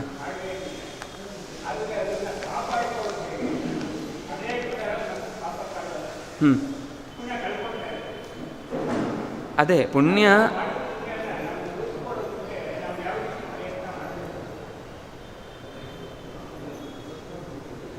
ಪುಣ್ಯವನ್ನು ಉಳಿಸಿಕೊಳ್ಳಿಕ್ಕೆ ಏನು ಪ್ರಯತ್ನ ಮಾಡಬೇಕು? ಅದೇ ಭಗವಂತನ ನಾಮಸ್ಮರಣೆ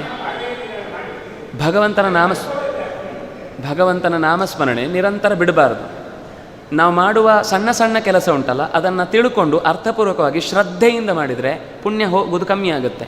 ನಾವು ಕಳ್ಕೊಳ್ಳೋದು ಹೇಗೆ ಅಂದರೆ, ಮಾಡ್ತೇವೆ ಕೆಲಸ, ಅದರಲ್ಲಿ ಶ್ರದ್ಧೆ ಇಡುವುದಿಲ್ಲ ಮತ್ತು ಅದನ್ನು ತಿಳ್ಕೊಳ್ಳೋದಿಲ್ಲ, ಆದರೆ ಆಯಿತು ಅಂತ ಏನೋ ಒಂದು ಮುಗಿಸಿಬಿಡ್ತೇವೆ.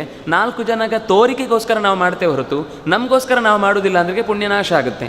ನಾವು ನಮಗೋಸ್ಕರ ಅಂತ ಮಾಡಿ ಶ್ರದ್ಧೆ ಇಟ್ಟು ಮಾಡಿದರೆ ಆ ಪುಣ್ಯನಾಶ ಆಗೋದು ಸಾಧ್ಯವೇ ಇಲ್ಲ. ಆತ್ಮಹತ್ಯೆಯನ್ನಂತೂ ಅದರಿಂದ ಏನಾಗುತ್ತೆ, ಆ ಥರ ನಾವು ರಕ್ಷಿಸಿಕೊಳ್ಳಿಲ್ಲ ಅಂದರೆ ಕೊನೆಗೆ ನಮ್ಮ ಬಗ್ಗೆ ನಮಗೆ ಬೇಸರ ಉಂಟಾಗುತ್ತೆ. ಅಯ್ಯೋ ನಾನೇ ಧನಾಪತ್ಯ ದೇಹಾಪತ್ಯ ಧನಾಧಯ ಯತ್ಸಂಪರ್ಕಾತ್ ಪ್ರಿಯ ಆಸನ್ ತತಃ ಕೋನ್ವಪರಃ ಪ್ರಿಯ ಅಂತ. ದೇವರು ನಮ್ಮೊಳಗೆ ನಮ್ಮ ಪುಣ್ಯದ ಬಲದಿಂದಾಗಿ ಪ್ರಿಯ ಅನ್ನುವ ರೂಪದಿಂದ ಇದ್ದರೆ ಮಾತ್ರ ನಾವು ನಮ್ಮನ್ನು ಉಳಿಸಿಕೊಳ್ತೇವೆ. ಅದು ಪುಣ್ಯ ಇರುವ ತನಕ ಇರುತ್ತೆ. ಪಾಪ ಬಂದ ತಕ್ಷಣ ಅದು ಹೊರಟು ಹೋಗುತ್ತೆ, ಆತ್ಮಹತ್ಯೆ ಮಾಡಿಕೊಳ್ಳೋ ಪರಿಸ್ಥಿತಿ ಬರುತ್ತೆ.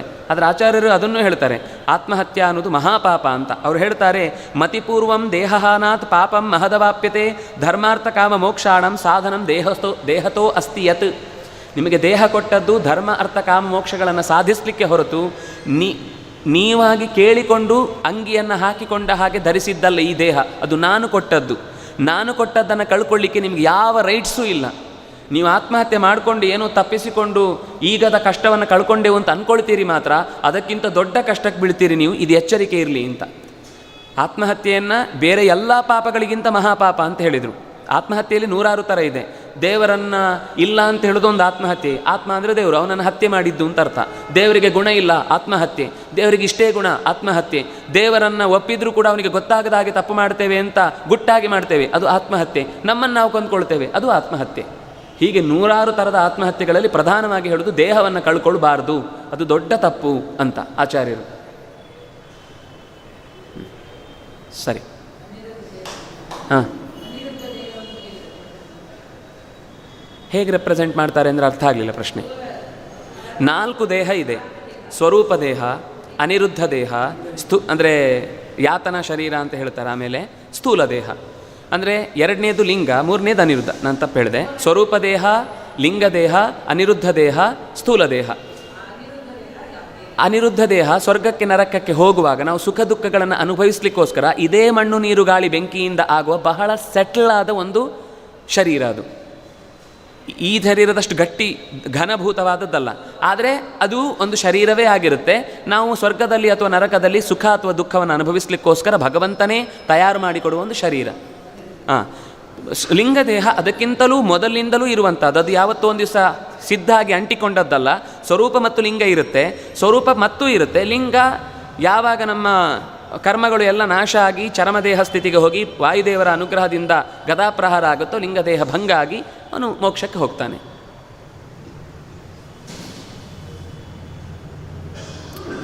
ಕಾಯೇನ ವಾಚ ಮನಸ ಇಂದ್ರಿಯೈರ್ವ ಬುದ್ಧಿಯ ಆತ್ಮನಾವ ಅನುಸೃತ ಸ್ವಭಾವ ಕರೋಮಿ ಯದ್ಯತ್ ಸಕಲಂ ಪರಸ್ಮೈ ನಾರಾಯಣಾಯೇತಿ ಸಮರ್ಪಯಾಮಿ. ಕೃಷ್ಣಾರ್ಪಣಮಸ್ತು.